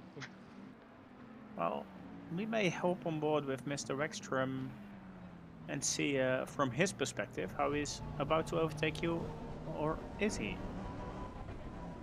Well, He is let's have a Not look. because I am doing these defensive tactics where I just slow down. Where you And just brake on the apex, yeah. Yeah. And you can just see, just by the corrections that he's having to put in, the rather appropriately named Boatley still struggling in these wet conditions. And Really, it would do better in the wet. It's a boat. well, you would think so. I think an actual boat might be the better conditions at this point for the race. You can just see the driver's eye point of view. You can't see a thing. He's having to brake super early and just kind of guess where the corner is, and that's what happens when you're driving in these wet conditions. It's incredibly difficult for the driver to see what's going on. You can hear it also in the acceleration of the car. He's almost lifting, just waiting where the car will be. You cannot see the corner anymore after a few meters. You cannot see the cars. it's so difficult to pinpoint your location at that point for your brake markers. And making a move then is really difficult. You need to hope that that another one makes a mistake and you can see clearly at that point and make the overtake here. But yeah, it's really difficult situation to make a move. And it's only now you can start to see the car ahead, and incredibly difficult. Hits the curb and a massive slap from the rear end for Jonathan Batcham. Somehow keeps it in a straight line. And lives to tell another tale. I generally think it's just a case of surviving that will gift him that position. If other drivers are still making mistakes, we can see people like the likes of Mark Toll. Somehow, I think we've missed that. He's now 10 seconds clear of Danny Jansen. We had a tiny bump, and I think I basically killed him.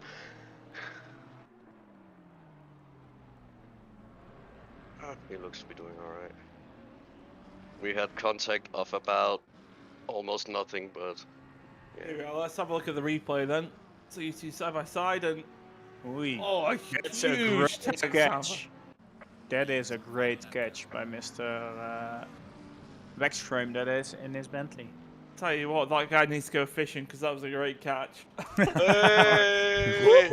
I got one in there, boys. Oh, I'm so I'm proud. fairly certain in these conditions you just stick your hand out the window and you can catch fish. Danny Nice. Jansen. Oh, that made this Back- battle really impressive.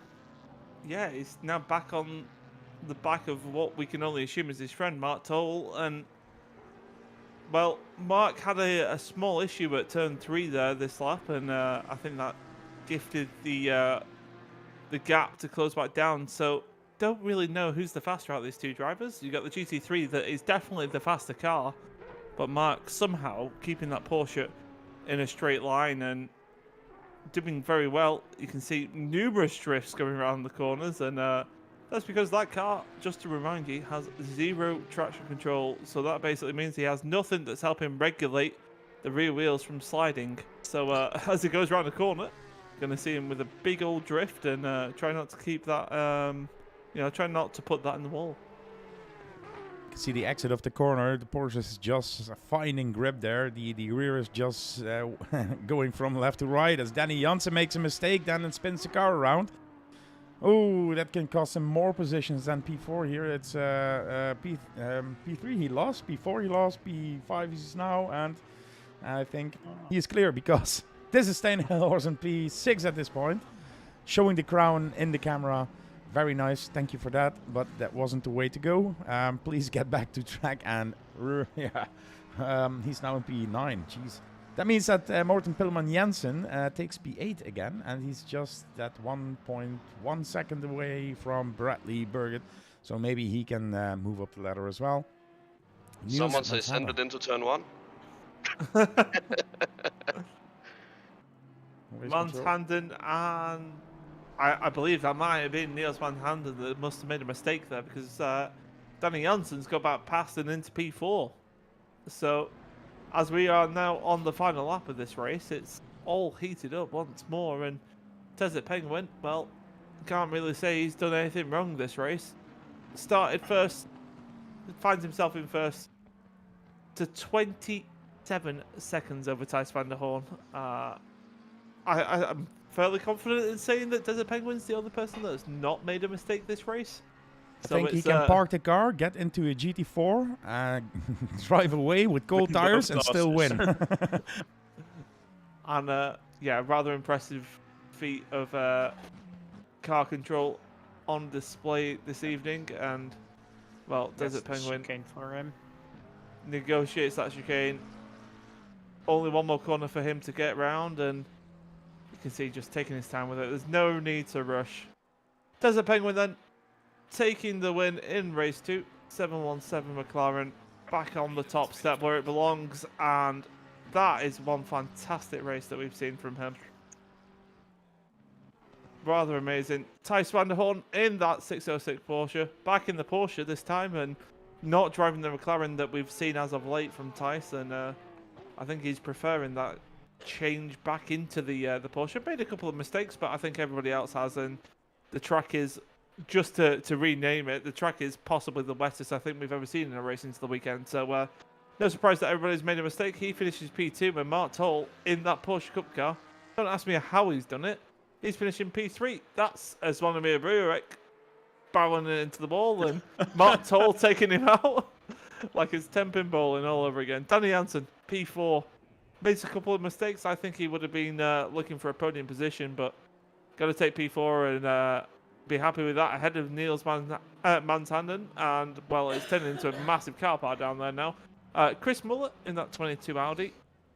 He's had a few ups and downs in the race and finds himself in P6 ahead of Mr. Burgett, P7.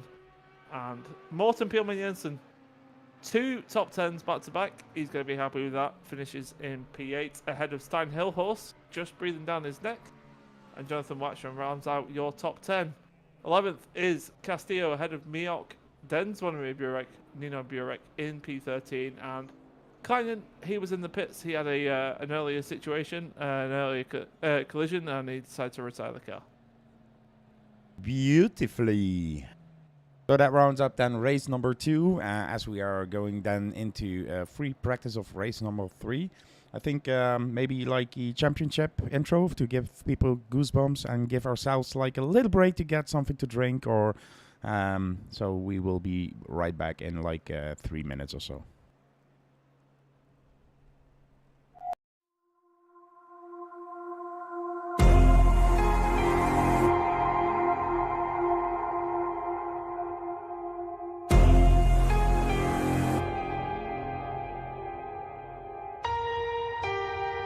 The battle's coming now. The fury shakes the ground. I've come to take my crown. I'm rising up, my heart is pounding, ready or not, the clock is counting. This is my moment.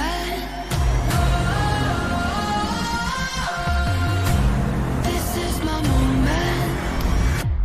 This is my moment. Whoa, I was born for greatness. Oh, a legend in the making, deep in my bones. Oh yeah, I know I am the champion. Whoa, come on, try and take it. Whoa, it all comes down to this and deep in my bones. Oh yeah, I know I am the champion.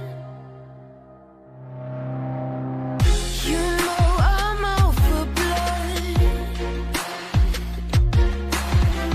I'm feeling dangerous.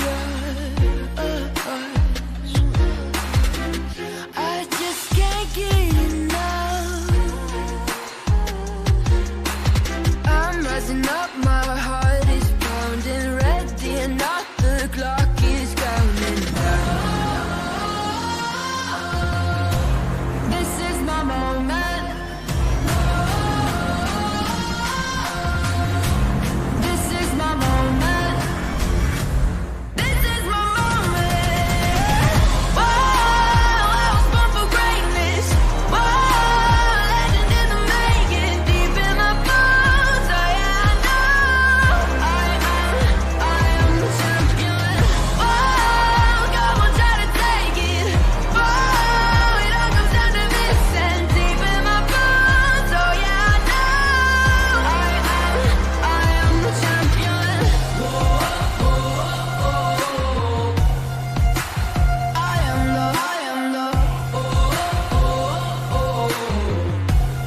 I am the champion. I know where I'm going. I have been chosen. I'll never be broken. I am the champion. A clashing of titans, a battle of giants. Take a moment of silence.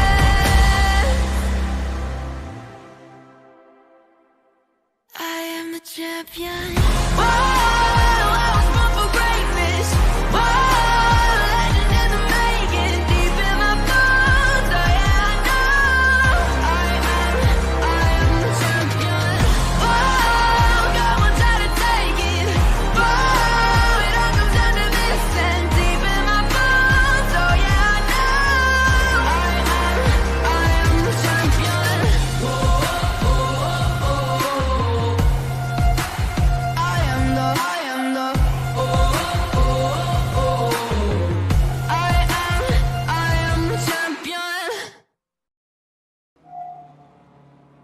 And we are back after that.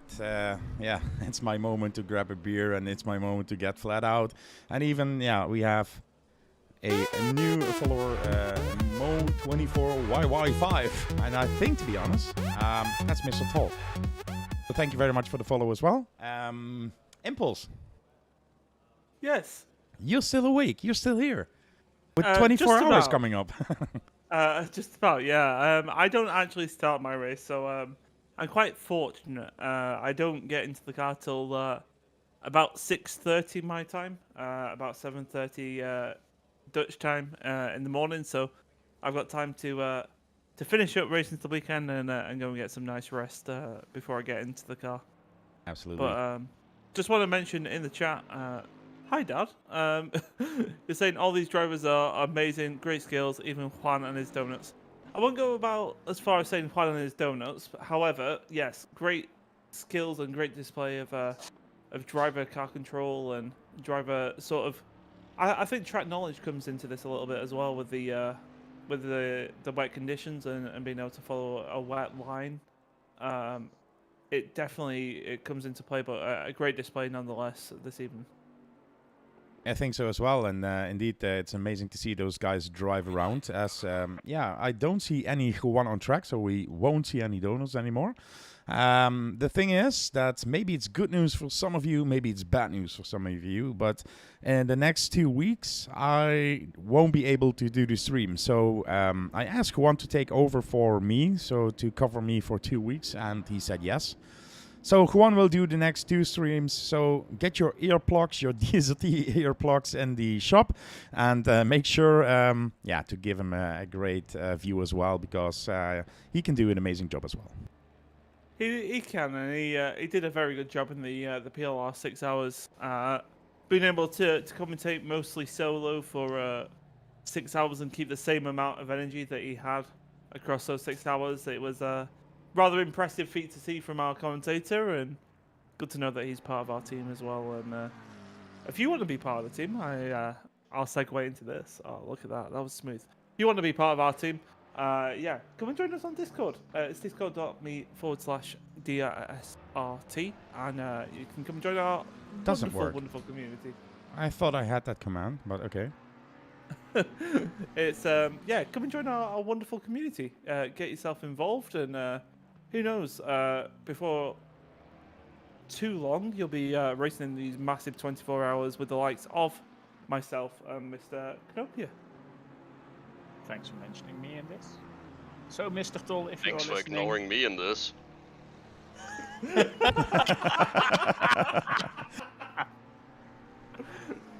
I see how it is. He was just having you focus on track. Oh, there's nothing to focus on, it's just wet. No, mate, I have to correct you there. It's flooded.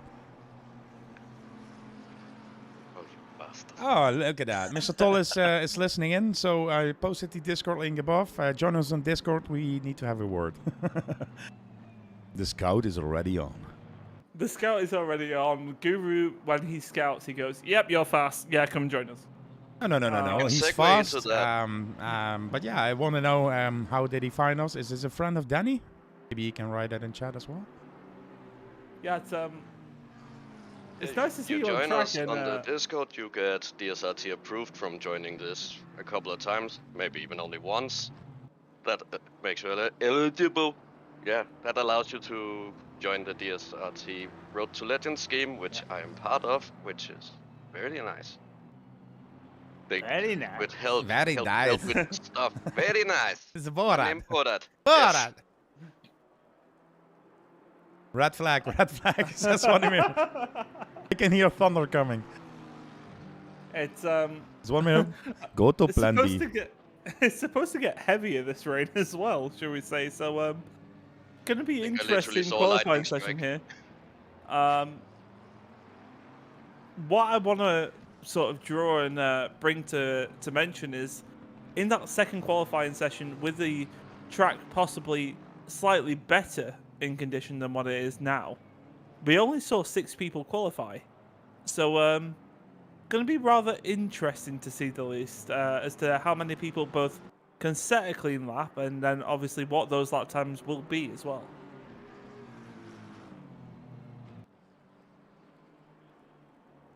have we seen Sebring? I have seen parts of the live footage of Sebring. Swannemeer, but I'm not really sure. I'm in the Discord. That's good to hear, buddy.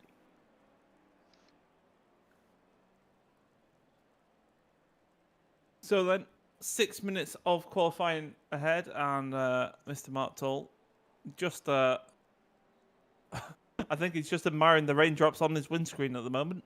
Still yet to set a lap time, and those around him as well. That's completely fine. As we can see, Yannick Castillo looks like to be one of the first guys to set a lap time. Got 2 cars ahead of him on track that he possibly is getting a big kick of spray from, so just need to watch out for that as he approaches the last part of the lap.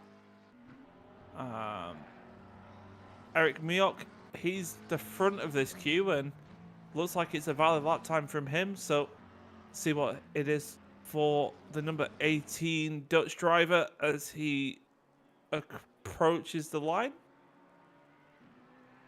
And that is a 2 minute 20 exactly. Not a bad lap time from Eric Miok. 17.2 from Yannick Castillo sadly drops Eric down into the P2 position, but I expect more as these drivers are starting to get a bit more acclimatized to the track conditions. Nino Burek on a clean lap. 220.6. Danny Janssen, again, he finds himself in P2. 7 thousandths of a second off Yannick Castillo. Niels van Handen, he's on a 19.3, finds himself in P3 at the moment. Matt Sill having a switch back into the McLaren that we've seen him drive numerous times before on a valley lap as well. Where can he put his McLaren at the moment? Puts himself P3, 219 flat from him. Chris Muller, he's had a string of good results this weekend so far and hoping to build upon that in the third qualifying session of the evening. Finds himself P8, a little bit of lap time to find for him. Thijs van der Hoorn in the 606. Going through the Schumacher S's now, and he'll be the next person to set a lap time. Keeping it rather clean, composed, and rather tidy for the Porsche driver at the moment. I was switching because somebody else was in the background who set a time, so I was blindly checking, and I clicked on Thijs, who was the guy who set the next lap now, but there was somebody else who I thought went back to the pit. I don't know. But yeah, it stays for the horn then. We're really sliding that car around, and we know he is fast, as I said in the beginning. Can he beat the time of Yannick Castillo? Jesus, I need to learn names. That's a one amazing lap from Yannick at the moment, because Desert Penguins found himself 7 tenths back. So Tyson, let's see what Tyson can do. It's an 18 flat, finds himself P4 and only 10th off Desert Penguin this time out. So potential there for him to jump an extra position. Bradley Burgett in the McLaren. No strangers to the wet conditions, a fellow British man, and hopefully going to see him at the top of the scoreboard. Unfortunately not on that lap on that occasion. A 19.4 puts him in P8. Nino Burek building off that 20.6 last time. Hopefully he's improving. Let's see where he can jump up the standings into. Number 69 BMW does improve, but not by much. And Danny Janssen doesn't improve as well. So sorry for the fast clicking, but I just seen that Desert Penguin is on the lap and he is fast. He's flying 1.5 seconds faster than his previous time. It dropped a little bit, but gets up again. So if the last corner is really good here, he can take the provisional pole away from Yannick Castillo. Let's see what he can do. Comes over the start-finish line in 2 minutes 16.667, and that's provisional pole for Desert Penguin at this point. Rather interesting to see, and we can see that flurry of drivers on your mini-map on your right-hand side of your screen. They're all on valley laps at the moment and ready to set a lap time. That number 1 car of Stein Hilhorst, the back of that pack, and possibly the last person to set a valid lap time out of the qualifying session. So it's Thijs van der Hoorn struggling for grip, and Danny Janssen had a off. There you are. That explains a lot as to why he was getting too wide with, I believe that was Eric Mioch in that McLaren car. But Tice on the lap now. Sadly goes wide. Just carries a little bit too much speed through the right-hander there, and that's an invalid lap time. He's got a time for one more as he pushes on and tries to set a rather competitive lap time. Nino Burek was 6/10 off on that last lap and possibly left himself trying to find a little bit of extra lap time as these rainy conditions looks like just going to get worse and worse as the session goes. Being cheered on by his brother though in the chat saying go Nero for Zvonimir, and yeah, good to see that the brotherly love and the brotherly support is going on. Is that an invalid from him? That was very close, if not, and It was. approaches the last chicane. Sad to see. He's got time just, I think, for one more. Morten Pillman Jensen in the 812 McLaren. A little bit more cautious than we've seen of other drivers through this chicane, but does keep it clean and barrels down now towards the last corner. I don't know if you could call this barrels down, but Well, swims down, I think. Maybe it's the last corner might be more appropriate. As he goes across the line and sadly hasn't got time for one more. That's the end of the session, and 2:22.7 isn't that bad of a lap time at all as he goes straight on at 9 million miles an hour into the wall. That's And it also looks like- interesting. Looks like the qualifying session's over. I thought we had a few more on those laps there. Yeah, I thought so as well. St. Hill also was doing a lap, but yeah, it got it short. DSRT went down in pole position with Yannick Castillo in second. Danny Jansen in third position. Thijs van der Hoorn in fourth position. Wexstrom in fifth. Matt Sill in sixth. Sorry, I cannot even count. Mansanden in seventh. Bradley Burgett in eighth. Muller in ninth. And Eric Mioch in 10th. That rounds up the top 10 positions. Yeah, everybody's saying we have to sing for Nino.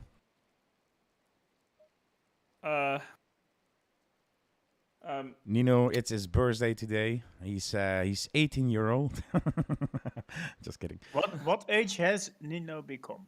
I think he's 40 something. 44? Whose age is closest to that? I'm 40.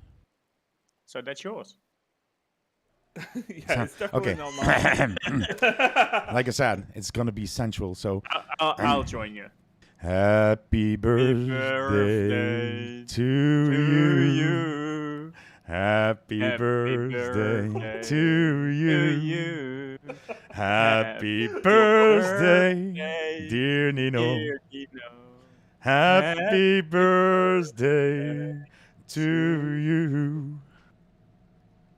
Applause. I tell you what, I think I'll just wish Nino happy birthday and do it that way instead. That was possibly one of the funniest recollections of happy birthday being sung with the Discord delay that we have here. I was getting it definitely heard about 6 different times with my my headset, so it was glorious back here. So yeah, happy birthday from us, Nino. I hope you've had a great day, mate, and hope you continue to have one. Danny Jansen trying to make an overtake before the race has even begun. it's one way of starting thing, isn't it? Definitely 20 minutes ahead of these guys, and the rain looking to ease off in about 7 minutes time as lights go out for race 3 now, and an immediate turn for Thijs van der Hoorn. That's a pigment in the wall on a massive pile up. Huge pile up of drivers. Race restart. I don't know how. Cracker, are you still in chat? That is Watson might be. I don't know. He is, Admin. he is not in the admin chat, no. oh, that's Nino Burek doing the celebration birthday pirouette. This needs And, a restart. It was terrible. That was unfortunate. I think that was the fourth place car. I'm not sure if that was Danny Jansen or not. I don't want to be naming names if that's wrong. Just trying to make it into the middle there as Thijs van der Hoorn moved across to the right hand side to try and get into the middle gap and resulted in contact. And yeah, in these rainy conditions, no other driver being able to see what's going on with the spray, and I think that's what caused a massive pile up.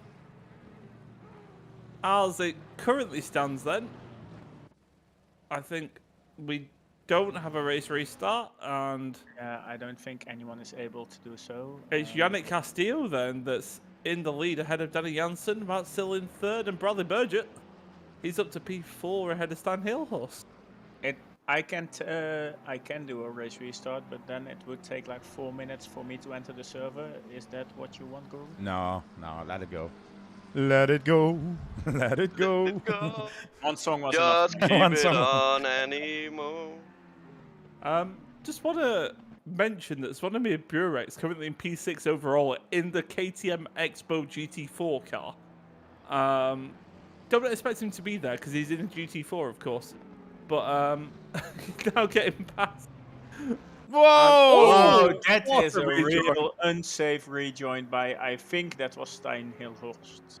That's, yeah, I think that was a rejoin made out of frustration and not a rejoin made out of sensible things. And, yeah, unfortunately, hitting the front of that pack. And we've seen it all in race 3. I think race 2 was quite civilized in comparison. Just we saw many driver mistakes, but now we're seeing the contact coming out. And Thijs van der Hoorn, yeah, look at the front of his car. He's not happy. I think Niels is being proper done. yeah, Desert Penguin. Look at the front of that McLaren as well. That's not looking like it's happy, and probably a front end that's not willing to comply for him at the moment. And Brandon Kleinen, not sure if he's been in the wars, but everybody else was at that start. So let's just see what's going on with him. Yeah, you can see the front of his car has been hit, and I think Zvonimir Burek trying to slow down for the corner, and the GT3 just getting caught out by that, sadly. As it stands then, currently, that's Zvonimir Burek doing a perfect 360 at turn 1, and just going to the race leaders, it's Yannick Castillo ahead by the tune of about 0.6 of a second to Danny Jansen, and Matt still in P3 still somehow. Mark Toll, don't ask me how he's done it again, but he's up to P6 in that Porsche Cup car, and Morten Pillman Jensen finds himself in P7 at the moment.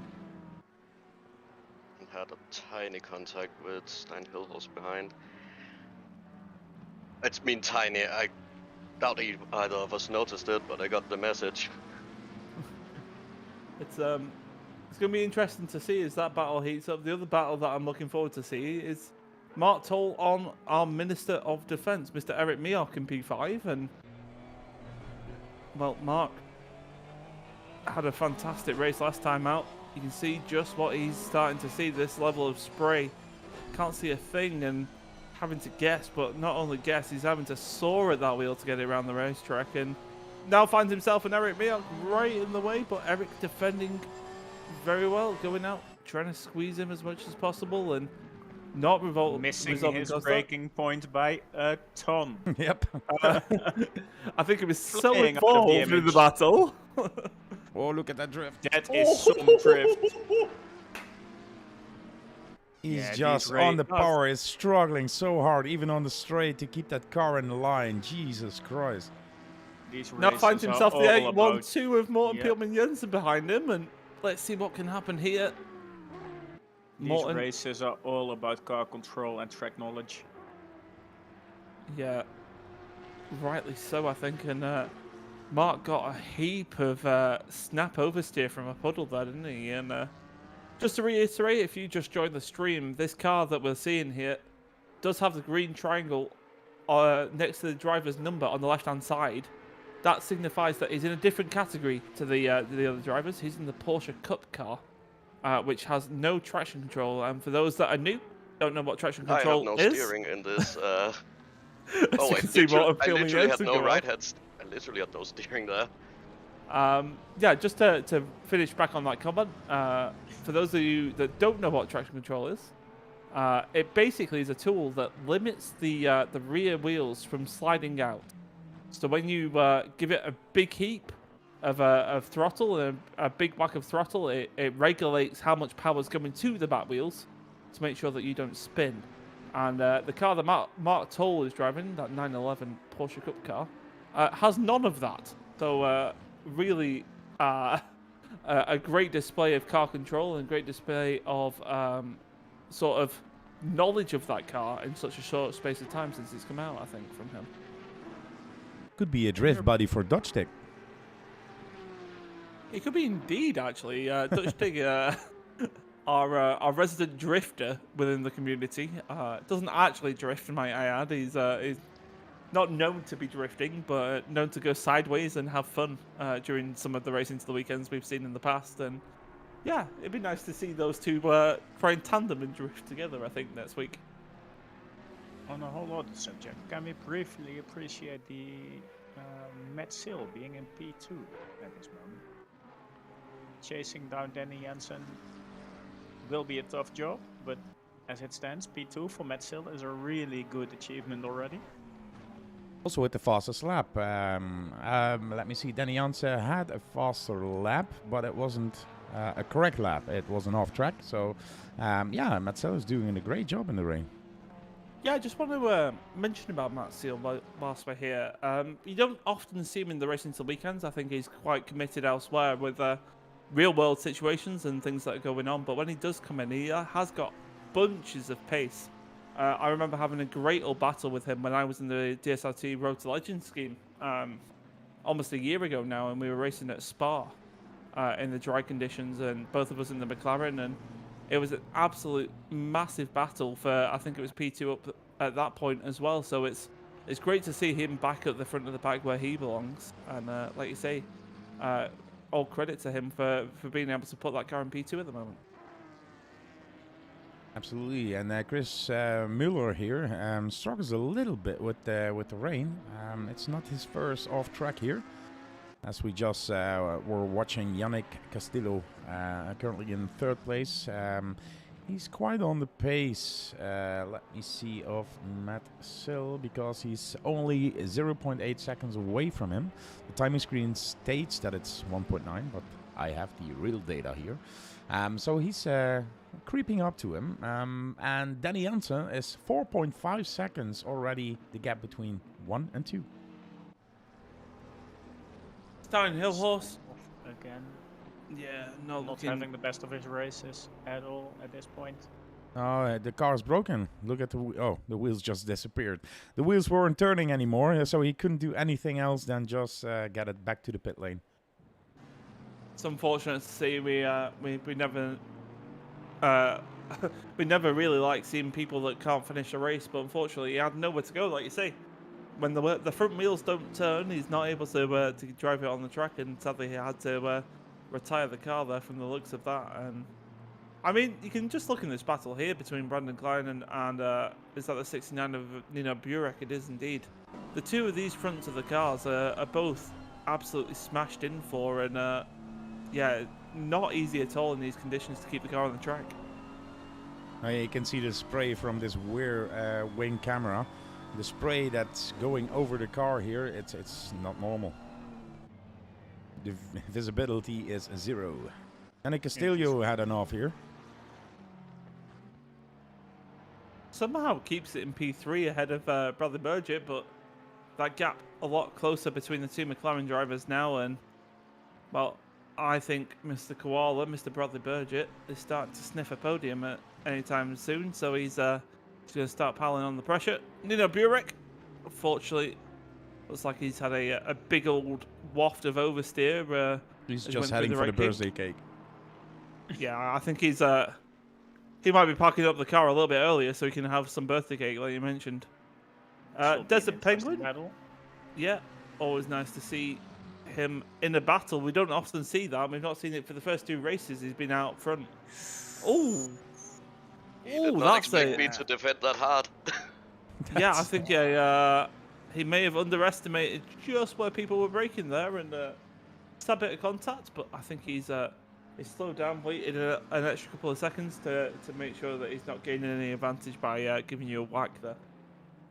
Oh, I gained the advantage from that. And it's strange, but it's true. It's Mr. Toll with the fastest lap, 2:21 in that Porsche. That really is insane. It's impressive to see, isn't it? Like, just how fast people are going at this point. Look at him sliding around. Just a little bit of a corner, and you see the rear just going wild here. But what a car control this guy has. Let's be Yeah, I honest, think this if is more we- of a figure skating championship. I think if we went to a cockpit camera of Mr. Mark Tall again and see if we can get the legend that is Guru to do that, you can just see the corrections he's having to put in. Any time that he's on the power or coming out of a corner, he's got no form of help or assistance, and big lockup of the rear tires going into that corner, I think, wasn't it? He certainly is listening to the stream. He was just demonstrating how much of an impact he does have on the car. Not that much. It's At like least that it's not famous raining saying. as badly anymore. Ah, yes, the rain has started to ease, but it's like that famous saying, isn't it, with Mark Toll at the moment, where the big round wheel doesn't do anything. It's just kind of persuading it in the right direction, should we say, at the moment, and I think he's doing a very good job of doing that. I think, to be honest, he has a license for a boat. He can drive on the water, but if it's dry, he will drop down the pace. He's just a certified jet ski instructor or something. He's definitely got to be in these conditions, because how he's managed to keep that in a relatively straight line is just... I think it's nothing short of just being able to kind of look at and learn something from that, should we say. As Desert Penguin is still then in P8 behind Morten Pillman Jensen, and still not able to overtake him here. So Morten is really defending and blocking and brake testing him. Sorry. Just to keep him Easy behind there, him. Hamilton. Easy there, Hamilton. Oh boy. Oh boy. Oh no. Nice to see Hamilton where he belongs down, nowhere near the podium. As you all know, Tom Carroll is a Hamilton fan. We are the Dutch sim racing team, our Verstappen fan. Last year brought us we were very close. It isn't anymore. Yeah, I just want to point out how difficult it was last season being a Lewis Hamilton fan in the Dutch sim racing team. Yeah. No matter what I said, Max, like I'd Max, possibly Max, said, Super Max.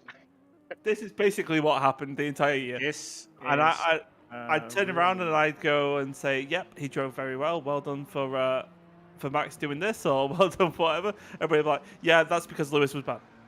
There Can we was just no stop mutual with the respect. point that Danny Jansen just binned it from P1, putting Matt Sill, I presume, in the new Oh, P1 yeah. position.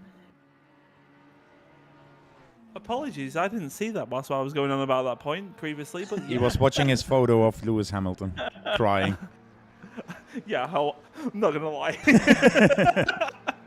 No, that means Mr. Bradley Burgett, he's up to P2. He found a way past Yannick Castillo, didn't he? And And I'm really looking forward to see Bradley catch Mr. Sill for P1, because that turned into a really That's a bit interesting wide, battle. Mr. Penguin. just want to point out, in the Dutch sim racing team, it is two British people that are P1 and P2. So always nice to see. I'll tag Mr. Hamilton in this stream and see if he can learn a thing or two about it.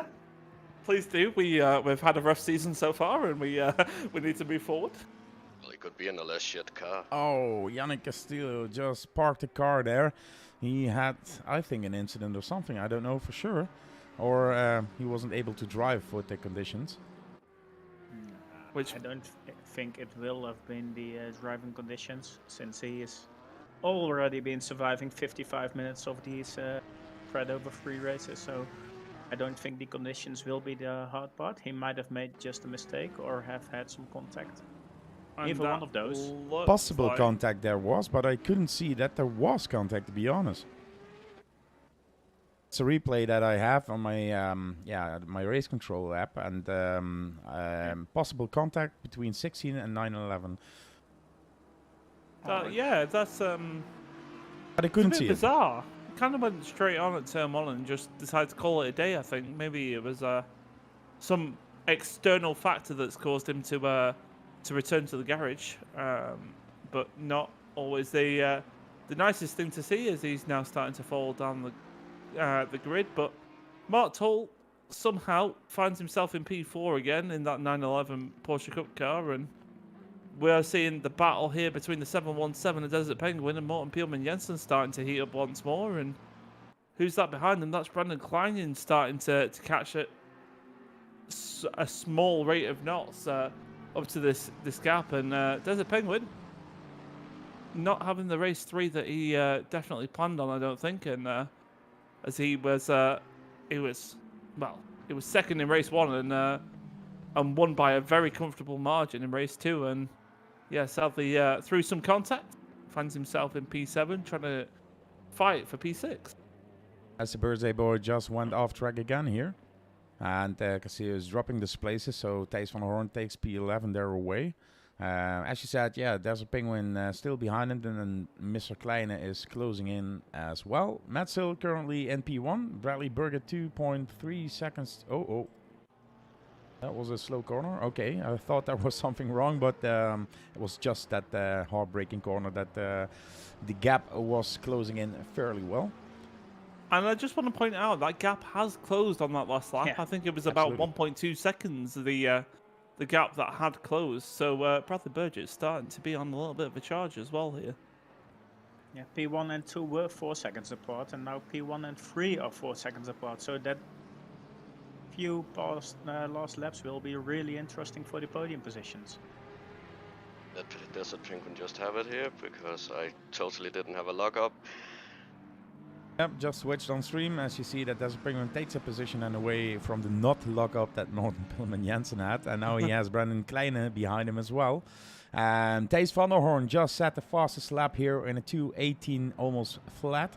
As Nino Burek really had that car damaged again, so he will need to take a line differently before the straight to the pit lane. It was... last lap here from Danny Jansen, 2.18.1. So the rain is going down.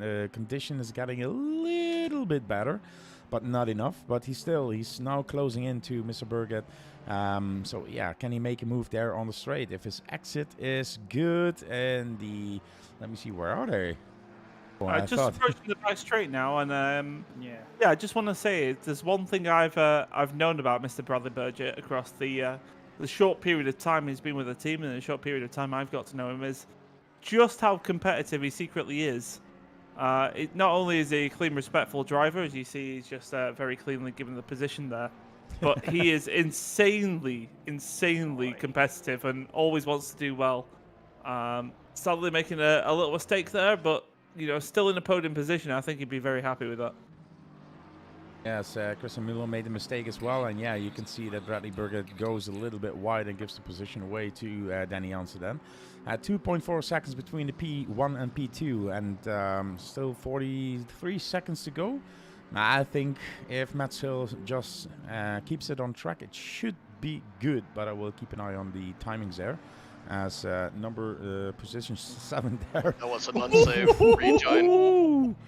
That was a rejoin. The heat up between these two drivers here, as we can see Morten Peelman Jensen and Brandon Klein. With 2 laps to go, I didn't want to let him have it. So that was a bit of an unsafe one, and I know that. And I really can state that Danny Jansen is really closing the gap. Already 1 second faster here. As Wexstrom just made a spin here, and I think he's safe for a position there against Desert Penguin. Now it's 1.5. Just as you were about to mention that, Guru, that gap between Matt Seal and Danny Jansen, you can see them on the screen there. Danny Jansen starting on a charge here, and I think he's fancying his chances towards the end of this lap. He's on taken the final full lap, second out of the first sector, so... I'm going to go and say that... Yeah, I'm just going to go ahead and say that gap is not 1.7 seconds. It's going to 0.9. continue to come down. 0.9. 0.9 at this moment. I think we're going to start to consider a last lap lunge. Danny Jansen realising just how much more pace he's got than Matt Sill at the moment. Matt struggling to get the car around and having to soar at the wheel a few times, as you could just see through the left-hander there. And it should be relatively plain sailing if you can keep him behind at this chicane. But Danny Jansen, on that charge in that Honda, I don't think he's willing to give this one up. The Danny Jansen cockpit view can be really interesting at this moment, Guru. Oh, no! Nope. This is a well-executed 360, though. Yep, Can absolutely. I just point out that is the best 360 I think we've had all evening.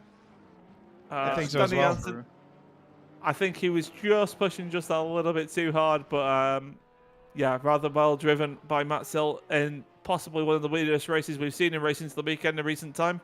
Matt Sill wins race 3 ahead of Danny Jansen.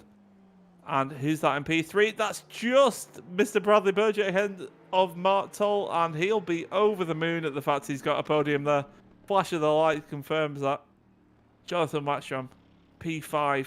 Guy we didn't really see that much of, had a pretty quiet race, I think, on far as I can see. He's going to be happy with the P5 finish there. Desert Penguin, not the race 3 that he wanted. We expected a lot more from him, but sadly got involved in that lap 1 contact and finds himself in P6. Still solid points ahead of Brendan Klein in P7. Again, being involved in that contact. Morten Peelman Jensen, he'll be happy with the fact that he's got 3 top 10s in 3 races here as he smashes into the wall and across the line there. Yeah, And that was Zvonimir just for the Burek cameras. in a GT4 has somehow managed to finish ahead of Thijs van der Hoorn if he keeps on the track at the moment. Still a little bit of a way to go for him, and making a mistake here. Oh, huge mistake! How has he kept that in a straight line? It's KDM, mate. It's KDM. The lines of that car just look at the side. It's just one block. So if you put it sideways, the air will just break the car down. So. But yeah, Zvonimir Burek out here having an absolute whale of a time in the GT4, and rightly so. Embracing Flashing in the the lights. attitude. Firm watcher of the stream, flash of the light, saying hello to us, and he's going to be happy. Finishes. Well, it says P8 there. That's because one of the people has left, so we'll be finishing P9 ahead of Thijs van der Hoorn in P10. Nino Burek, sadly with that contact, he'll be finishing P11, and Yannick Castillo, with that rather weird return to garage, rounds out the final race of this week's racing. Yeah, that was Racing to the Weekend number 62. Then race 3 was a little bit more of a chaos than the other 2, but still nice to see. I want to thank Knopje for being here in the boxes as a co-commentator. You're welcome, sir, and I highly enjoyed myself. Great. Impulse, thank you very much for your great commentary. Well, thank you very much. Thank you for having me as always. It's been a pleasure. Enfa, thank you very much for being here and giving us some insight on the wet track. Yeah, just so we're certain it was wet. Wet. And good luck for those who driving the iRacing 24 hours of the Nordschleife tomorrow or tonight. Yeah, in like an hour or so. So In like an hour. Thank you very much. Good. This concludes our stream then for today. Go to twitch.tv DSD Impulse 101. Is that correct? That is the one indeed. That's the one DSRT indeed. _Impulse 101. Are you in chat? I am in chat. Yeah, I'm in post a the, link there. iRacing Post a server. link, make sure you join Impulse and follow him. That you can have a look at the 24 hours. What a race that will be! Amazing event as well on iRacing. Thank you very much for tuning in, watching, and hopefully you have a great weekend. See you Tuesday, when I'm correct, with the iRace into the weekend. We had some sneak preview in the beginning for what it will be. And have fun. Bye-bye. Good night. See you later. See you later.